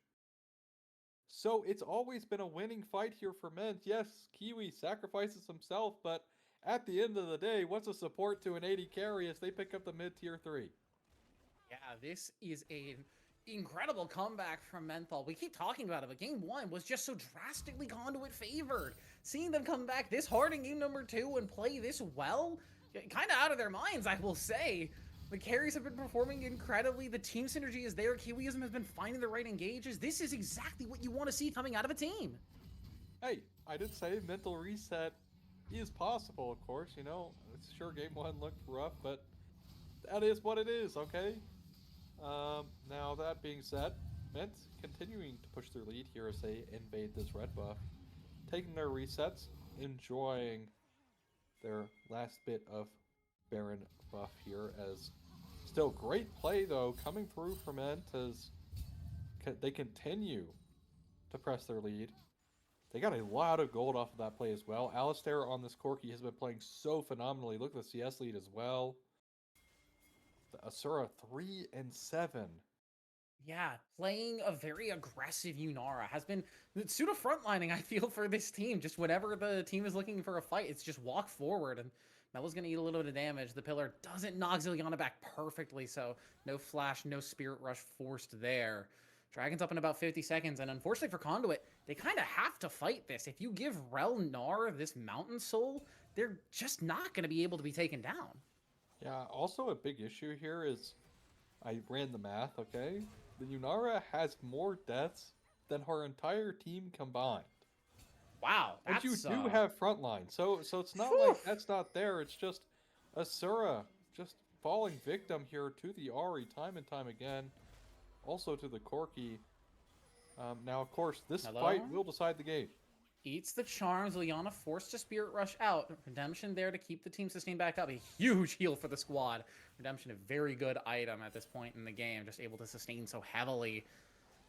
But at the very least, that cooldown won't be there. Menthol don't have to break through that. Alistair forced to Valkyrie out. TP in from the Gnar. Looking to come into the team with the Mega Gnar. All outs in. Polymorph down. They bursted him down, but Kodiak is going to stay alive. Will finally be taken down. Zileana onto the backline, but can't find the kill. Does manage to finish it off with the help from Simo. Asura has fallen. And where now is the damage for Conduit? Stay behind me and Nissan on the backline. Melo on the front trying to keep the team steady. Nissan just doesn't have the damage with this build. The Seraphs and the Riot do nothing to the tankier members of Menthol. A nice charm lands from Zileana again. A double kill to Simo. And that potentially could just be the game.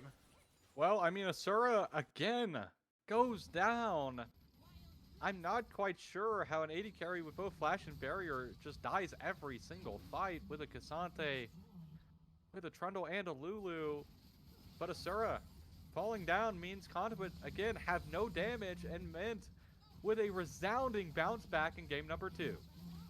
30 minutes, a hard-fought victory. It was even right up until the point where it wasn't. And ladies and gentlemen, we're getting a game 3 here. Mint Menthol light. Take it strong. I mean, fantastic performance from Zileana, Alistair, Kiwi as well. Kiwi really setting up kind of the initial of their plays.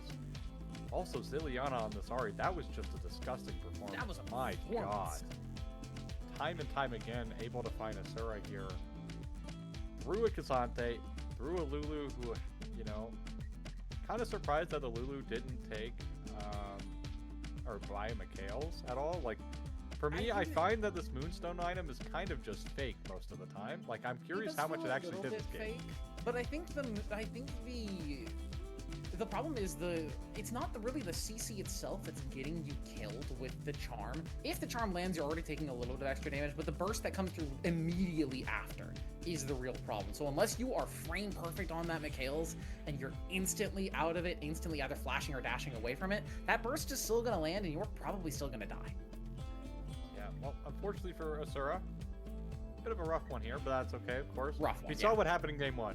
You know, we saw what happened in game 1. Conduit is capable of turbo stomping a game, and apparently so is Mint Menthol Light. A difficult game 2 for them, but they end up finding the win in pretty handed fashion after the 20-minute mark there. We're going to have to see who's going to pick up the momentum and take it in game 3 when we come back from this break.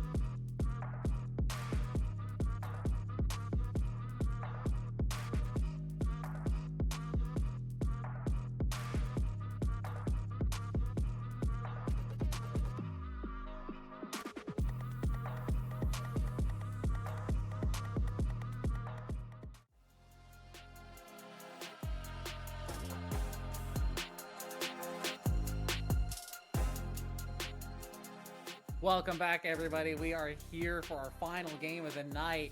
Conduit in game 1, an absolute shellacking. But in game 2, Menthol just kind of woke up and said, yeah, we're going to play League of Legends now. And they won in a very solid, very sturdy, very standard game of League of Legends. They just kind of played good League of Legends. Look, I think, because I remember casting Kiwiism before, and I think I mentioned this when I casted Kiwiism then.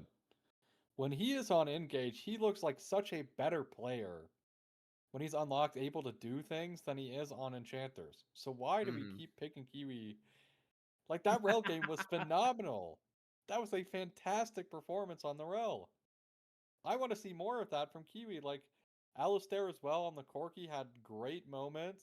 Zilliana really woke up on the Yari, finding Asura time and time again in teamfight after teamfight after teamfight is ultimately what led to the demise of Conduit. Now, we do need to mention Kodiak struggling a bit in that top lane matchup on the Gnar. Really didn't have that much of an impact, but it doesn't matter, because at the end of the day, the only thing that matters is winning the game. And that's exactly what happened. So it doesn't matter how rough you have it, hard enough to make it impossible for your team to win, and that's the exact kind of losing you need to do if you're going to be on a winning team. Yep. So I do think we had some questions for Conduit in that game number 2, though. After coming out of it, Asura playing very aggressive. I think almost playing with the same mindset that they had in game number 1, but they weren't 10,000 gold ahead at 17 minutes. So you're kind of not allowed to just sprint forward when there's a fed Ahri who can just kind of one-shot you. Yeah, I think also as well, like, you have so much frontline that you can stand behind. I also thought, like, the Trundle pick was kind of a miss because you have an Enchanter support.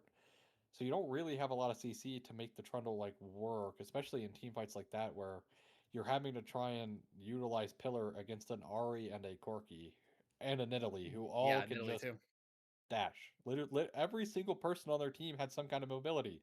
All 5 champions on that team had some kind of mobility. Yeah. So the Pillar gets such less value. Sure, you can maybe stop like an R jump or stop a rail crash down, maybe. You got to be really good. But if you're using it for that, then like, why are we picking it in the first place, right? Like, really not ideal. But hopefully, this game for Conduit, they have a bit better of a draft. Specifically here for the jungler, Mellow on the Jax was such a huge factor that got them going in game 1. That was very obviously missing in this game 2. So hopefully they'll draft him something that he can kind of force plays on his own.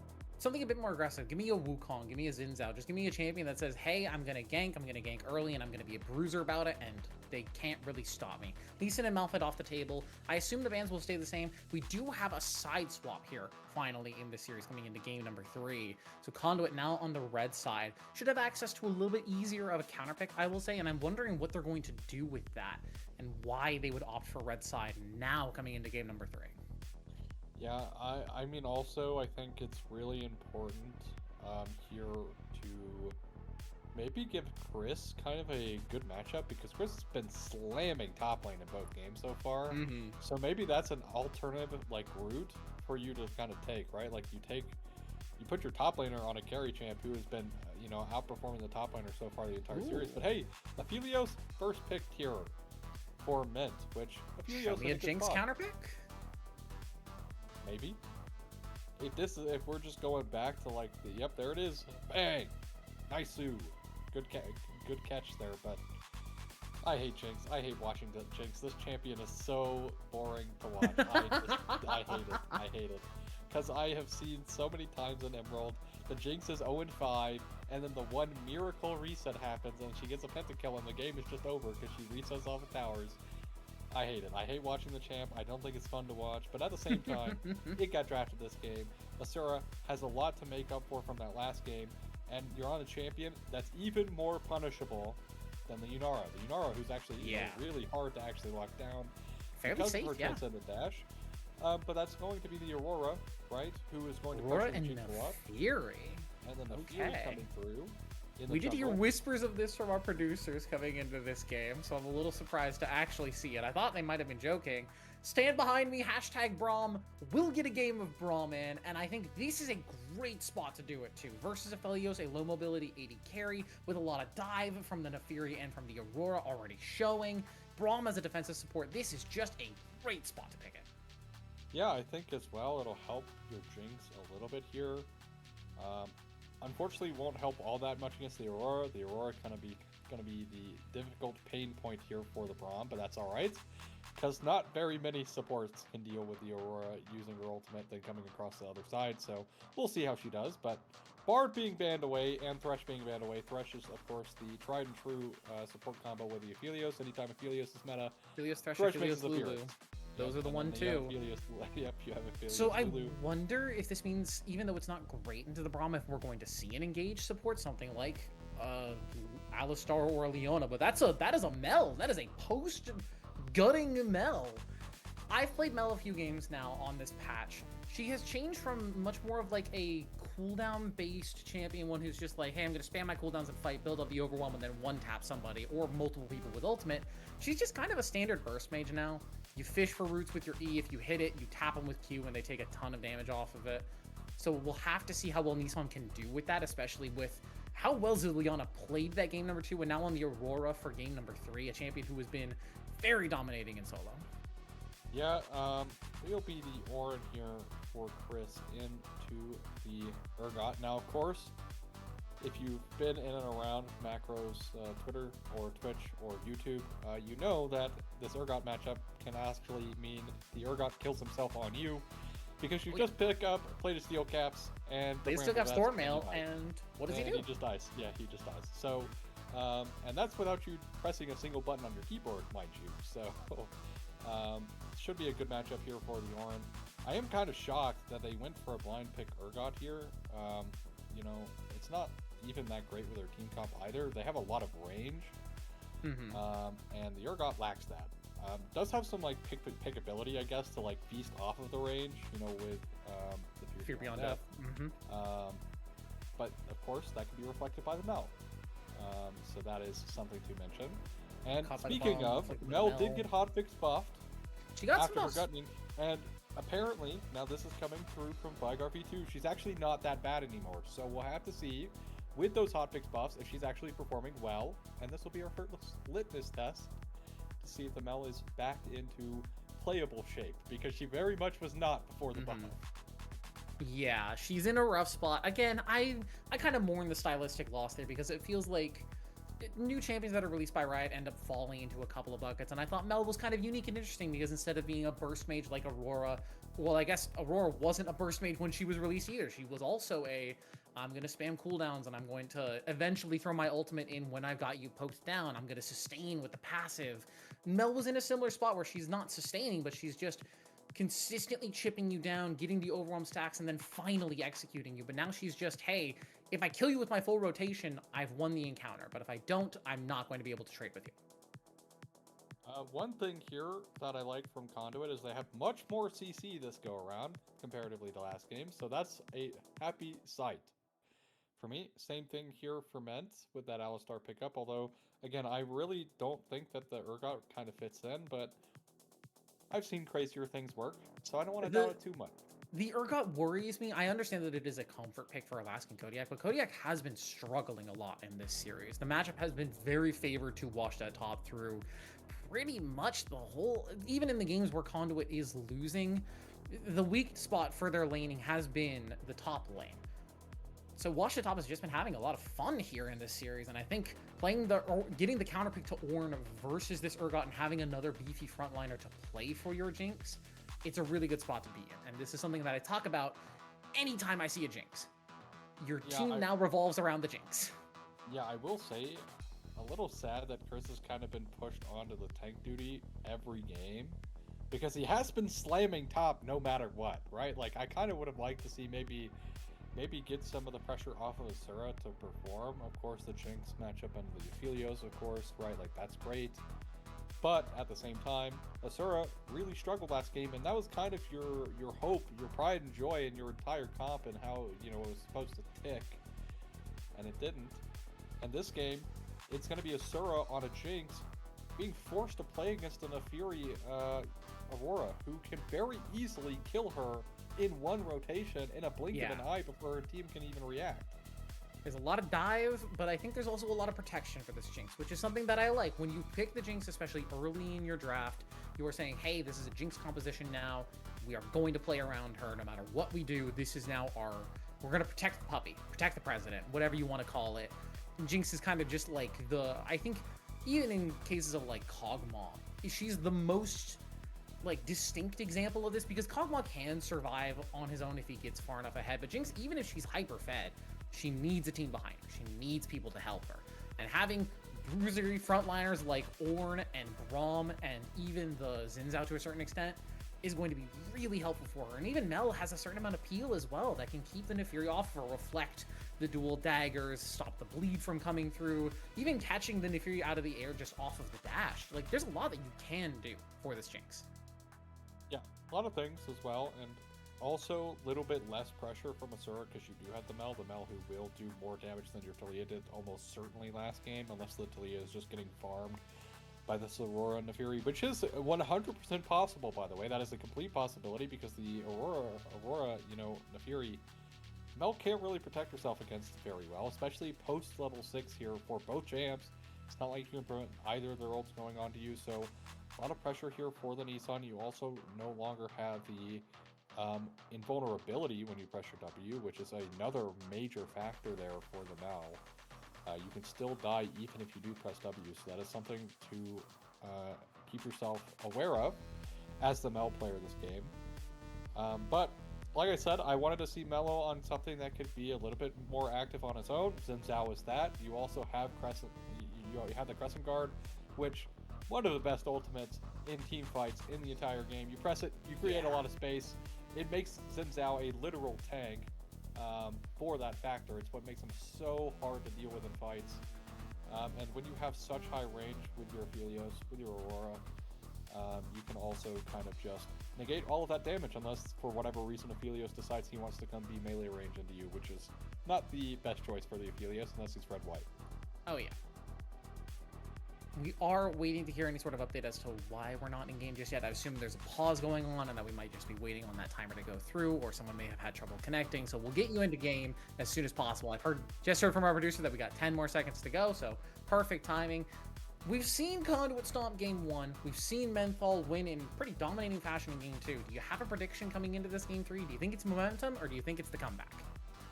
I mean, I really think I'll continue my Mint lawyerism because I was really mean to them in game 1, okay? So I feel a little bit guilty here.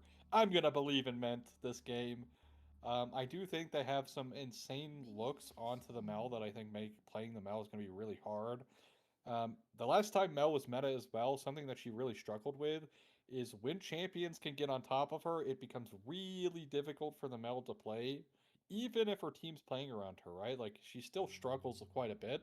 And with the Aurora and the Fury, I think it could make this Mel a non-factor. But it will be the first strike here. Here for the Mel will be Teleport, of course. Ignite here for Zilliana, which paid off last game.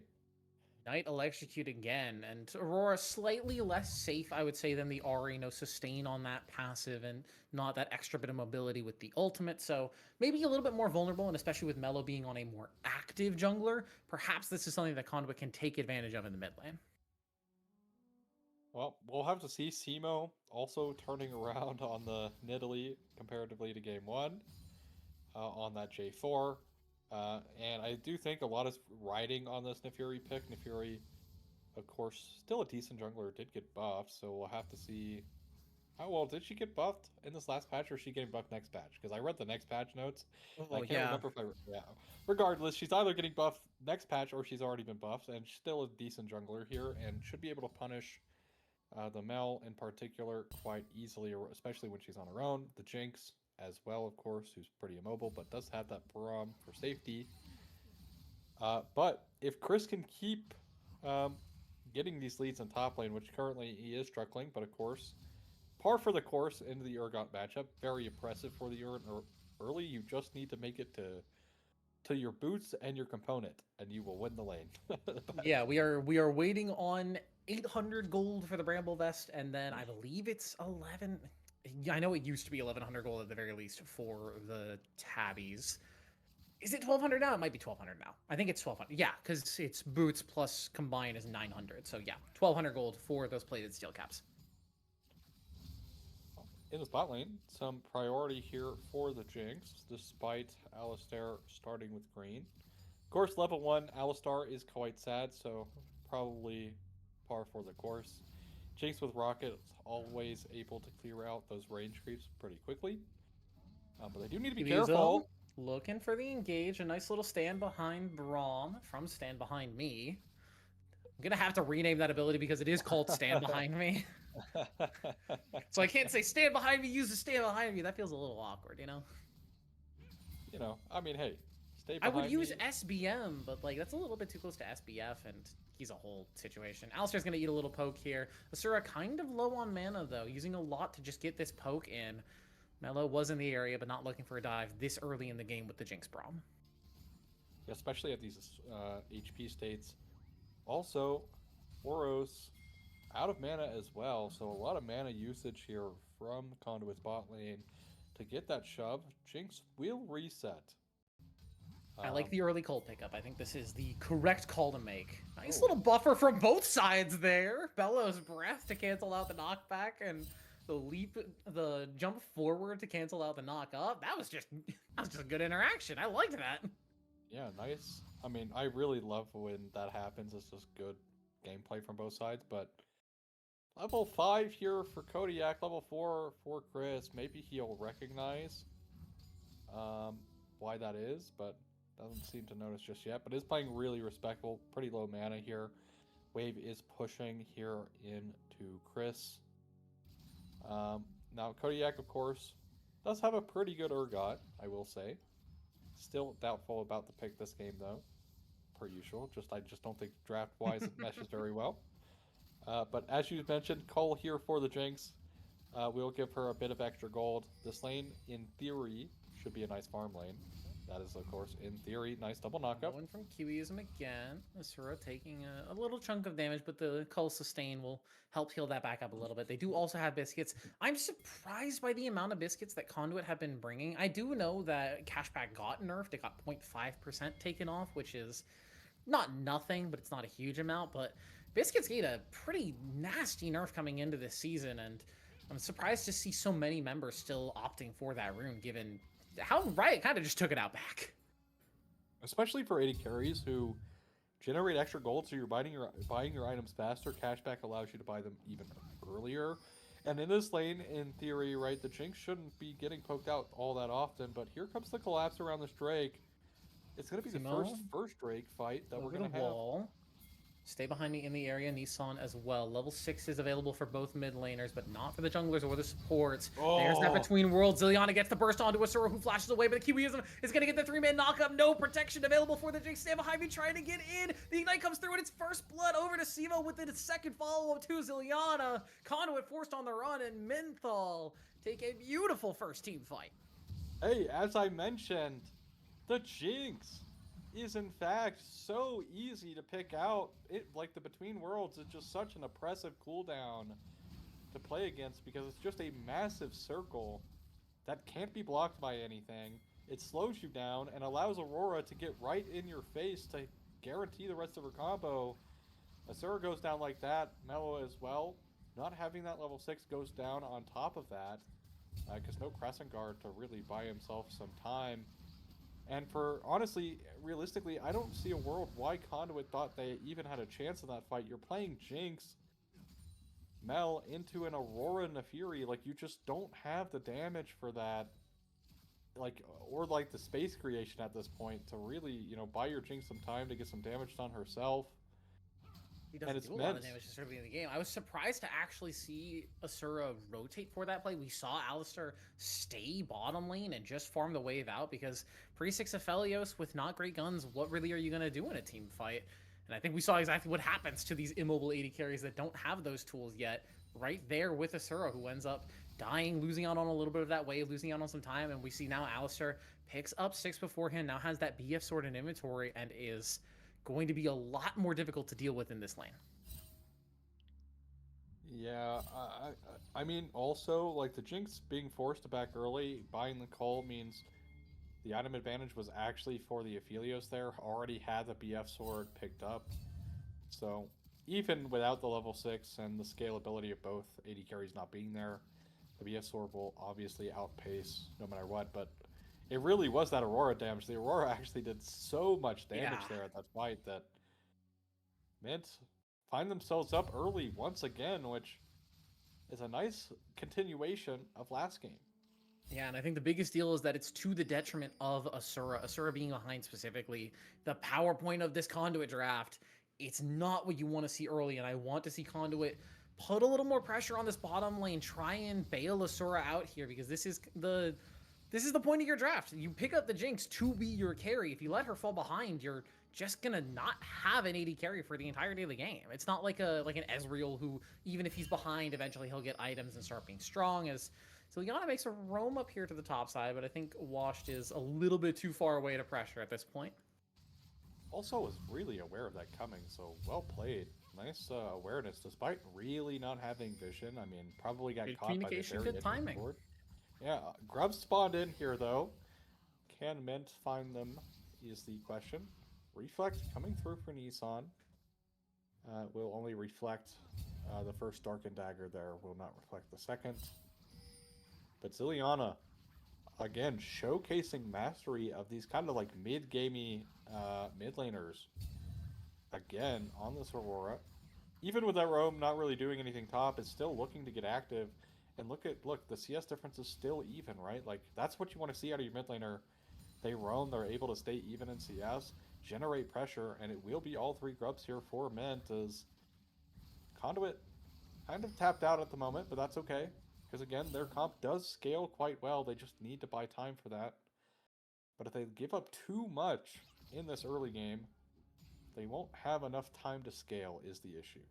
Yeah, scaling now is the name of the game.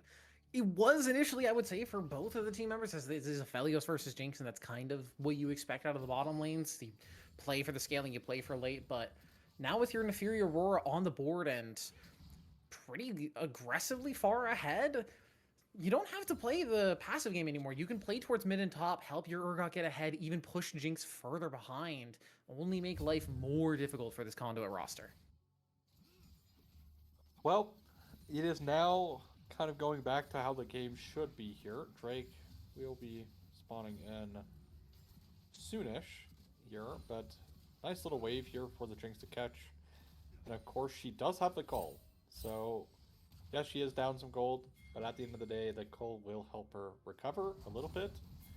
Nice knock up here from Chris. Washed, doing a bit of damage. Does have to be careful of the Fear Beyond Death, though. It's going to get fired off, but very tanky plus the biscuits on this Ord. I don't think Washed actually cares. And now with the Call of the Forge God, Kodiak is the one in trouble, has to flash away from it. Nice patience there from Washed at top, just playing the long con. Yeah. Ooh. Asura. Forcing the flash out of Asura. Still going to land the stun. Simo looks for some potential engage, but with Rom in the area, does not want to go too deep. They'll just take the flash out of the Jinx, especially because Kiwiism has that Hex Flash. Yeah, I mean, also have to think Drake is going to be up before the flash is back here for the Jinx, so that's another tool gone that she's not going to have to defend herself against that Aurora, who should be completing first item here any moment. Might actually have it now, or, you know, soon. Should be soon. Hopefully should have it by the next Drake spawning in. Chris just does not care at all about this Urgot anymore. Fear Beyond Death came through. I'm like, oh man, he's probably gonna have to flash, and then his health bar just doesn't move. Yeah, health bar just literally not moving. Plated Steel Cast is just so good. Cancels the recall there. Wind Becomes Lightning connects, and now Kodiak in a bit of trouble. Does have the fling back, and Wash is very low. He's gonna flash, but the turn shot's still gonna take him down. A misplayed dive from Conduit, and Kodiak will take advantage. How many times are we going to try to dive top lane in M600 and it fail? I have seen 4 dives now go completely wrong in top lane. Of course, you do want to try and make that play because you're losing the Drake, you're trying to cross map, but your Xin Zhao literally wasn't even hitting the turret there, you missed the E. Maybe you just take a reset there, try and dive him again. Because it's not like the Aurora has teleport, right? So as long as you can keep stalling his back, you have Ooh. Between worlds, and there goes a Sora. A nicely executed dive again. Conduit on the receiving end of a lot of pain. Alistar will take that kill. And everybody except for the Alistar is on the board here for Menthol. And this is feeling much more similar to game 2 than it is to game 1, Ozzy. Yeah, hey, I just want to point out I was Mint's lawyer, okay? I was Mint's lawyer, and here we are. Mint up 5-0. Already off to the races in this one. Game 1 was Conduit in the same scoreline. Kodiak will finish up that quest, but Washed has that Thornmail in inventory now, so even with the Black Cleaver rush here from Kodiak, you're still going to be eating quite a bit of damage from that Reflect. It's just a matter of when those boots can be finished up and when Washed can really start to take control back in this lane. So with the Braum in bot lane, with the Jinx, the Aurora just walked down and killed her with ult anyways. So, oh, nice buffer here. Double buffer again. Washed, though, taking the worst end of it. That Black Cleaver putting in a lot of work, and the Fury on Death is just going to solo out the Ornn. Kodiak says, I understand the matchup, and I don't care about your streamer advantage. I'm simply going to take the kills. Hey, finally, Kodiak getting active in this lane. Kiwiism, it should be fine here. Able to get It's back a stun, to tower but safety. I don't think this Alistar's taking a lot of damage. Yeah. Also has ult coming up soon. Not sure how well they're timing his ultimate, but they should have expected it to come back soon-ish. So opt not to go too far there. But Conduit now looking like the reverse part of themselves from last game. He's on. The hunt is on. Simo looking for Nissan. Sidesteps that Darkened Dagger, but still has to flash away. And there's a Between Worlds. Zilliana takes him down. Mello looking for a little bit of revenge. With Stay Behind Me in the area, Zilliana flashes, but now with the Super Mega Death Rocket, it will be no shutout for Conduit. They'll get one on the board at least. Yeah. Conduit, now, like I said, the reverse opposite as Kiwiism. Kiwi is going to get stunned here, but does also have the Unbreakable, so I don't think is exactly worried. Stay Behind Me now, potentially the one in trouble. Kiwiism is going to jump in, get that two-man pulverize, but now has to immediately burn the ultimate. Glacial Fissure is going to get popped. The ultimate should follow off eventually. The ultimate comes in, the Moonlight Vigil from Alistar to get 3. And he died. The damage is there, but can they kill Kiwiism? The Triumph, the healing, but now Asura's the one in trouble, standing behind the Braum, taking in so much damage, doesn't have the barrier, double kill, they get a triple kill for Alistair. Yeah, just kind of stands there and auto-attacks them to death. Alistair, 4-0 on the Aphelios, and look, the Jinx is behind now, and scratch that, all of Conduit are behind. They at least won't go quietly in the night, pick up 2 kills for themselves. But they took so much time, as now Chris might be in danger here on the top side as well. Fury on Death is available. Couple more shots, the auto's coming through. The shotgun knees takes him down on a killing spree.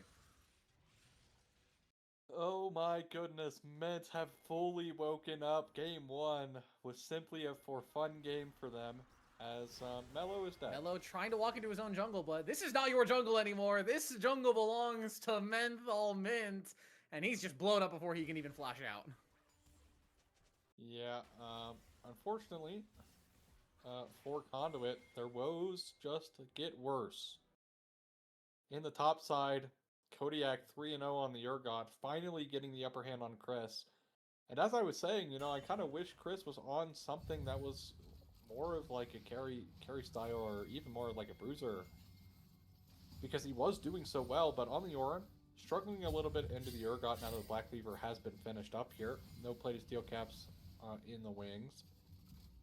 Just have that Warden's Mail, which does reduce auto damage a little bit, but it is by that flat number instead of a percent, so sometimes not as effective. Asura eats a chunk there from the Calibrum shot from Alistair, just looking to cycle through some guns right now. Green-white, a fairly potent combination, but with the white almost out, I think we'll have to keep our eye on what the next guns are going to be. Yeah, if I had to guess, if it's green-white, it's probably going to be... Well, what, he had red blue? He had red blue, right? So this should be green purple coming up. So it should be purple next, which is definitely not ideal. But when you have so much damage on your comp, Objective Bounty will be picked up here at the very least for Conduit. Yeah, call the Forge God in. They're looking for the fight. Flash out, but Alistar still gets tagged. Mello looking for an engage, but a great disengage from Kiwiism. Simo onto the backline, but doesn't do enough burst onto Asura. Able to survive is the Jinx. Flash and barrier still held, but it's Dragon traded for nothing as their top lane turret is starting to fall. And now there's the Herald popping in mid. Conduit is going to start to get pulled apart on the map here. Yeah, talked about Mint's macro, and it is paying off for them in this game for sure. Yes, they lose a Drake, but look at the gold they're able to generate off of this play. All 3 lanes are being pressured here. One more auto attack for this mid tower surely takes it down with the crystalline overgrowth, or maybe 2 more. Bot lane tower is getting pressured quite hard by the Urgot. Your top tier 3 is getting pressured by the Aurora. And this is a tried and true 1-3-1 working to perfection here for Mint, as they will finally pick up that mid tier 1 off of their efforts.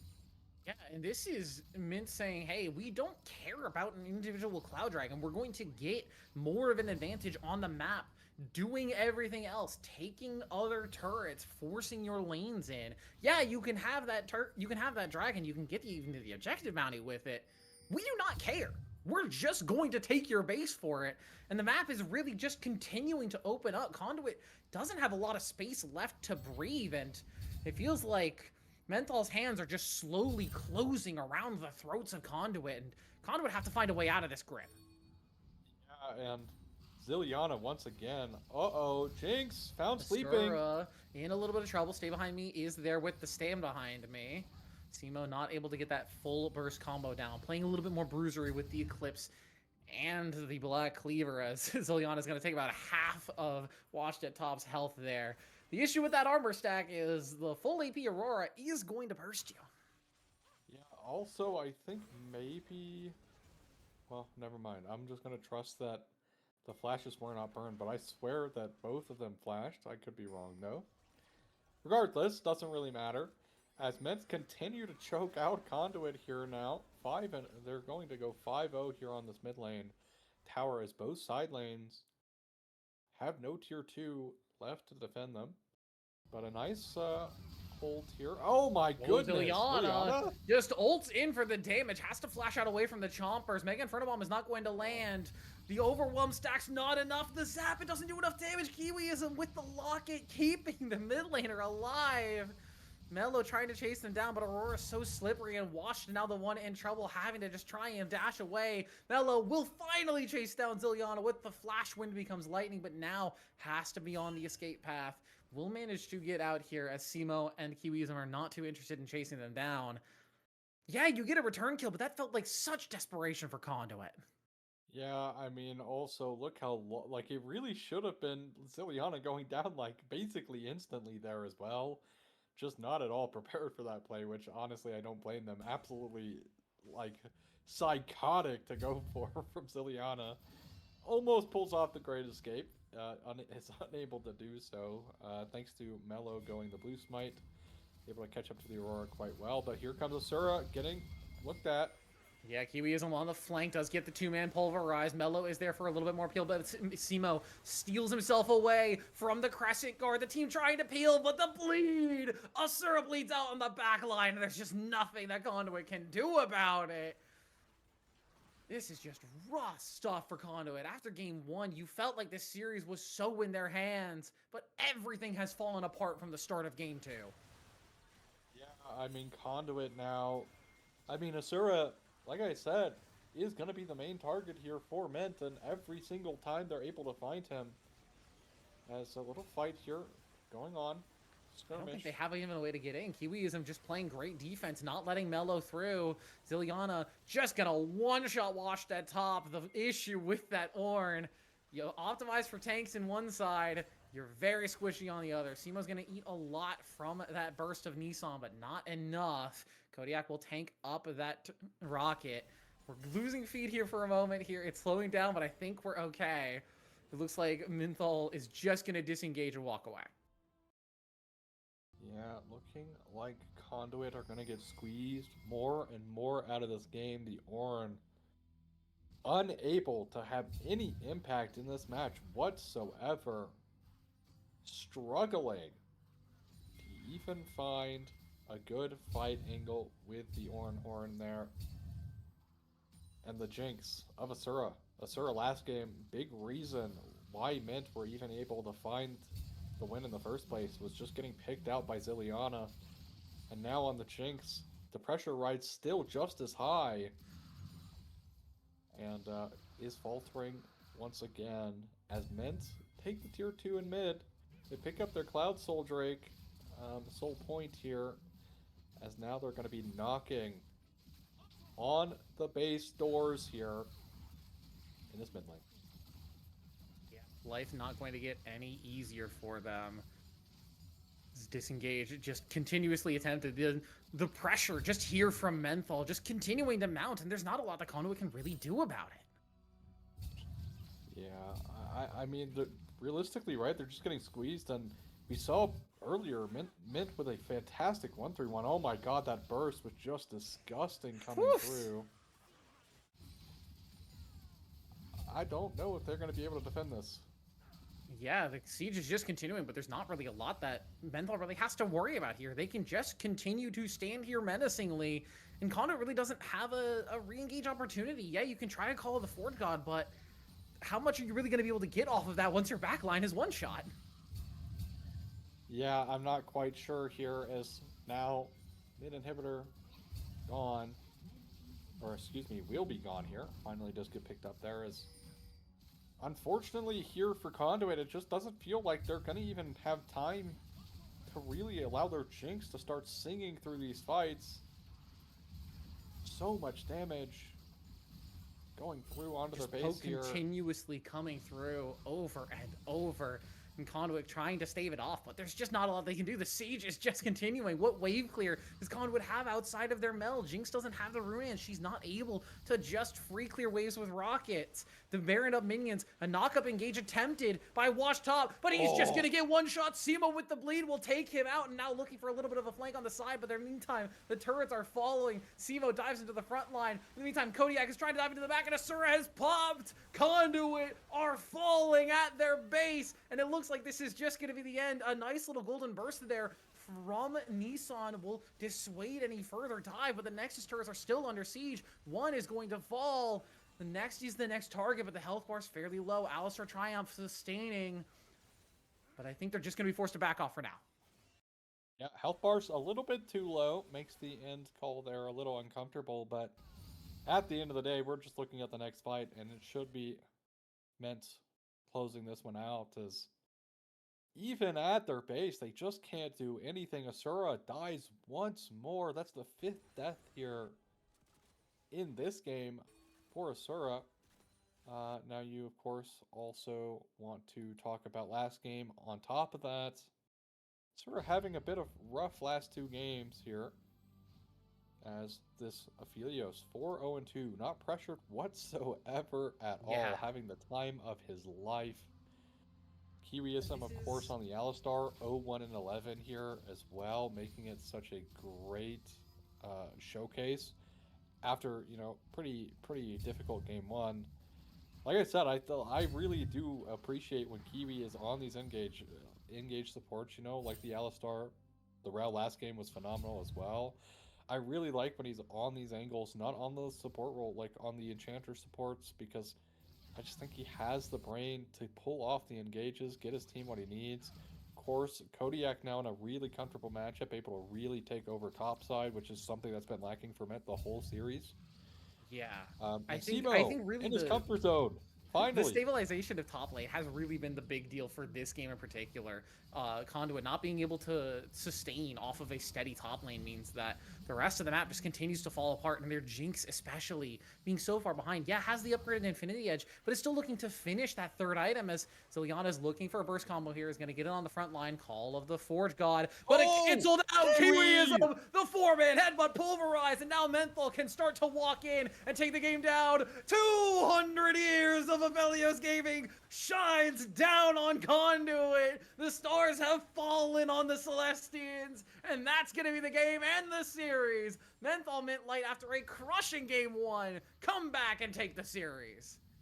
After I say, and I'm glazing Kiwi does he hit a phenomenal combo to not only prevent the Call of the Forge God from going on to both the Aurora and the Aphelios, but to find a 3-4 man knockup there as well. Kiwi needs to stay on these engaged supports. I am a fan.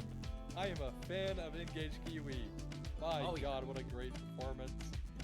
But I have to mention it. I feel like Ziliana as well. Both games able to find Asura time and time again, when Asura is the highlight here for Conduit's team comps.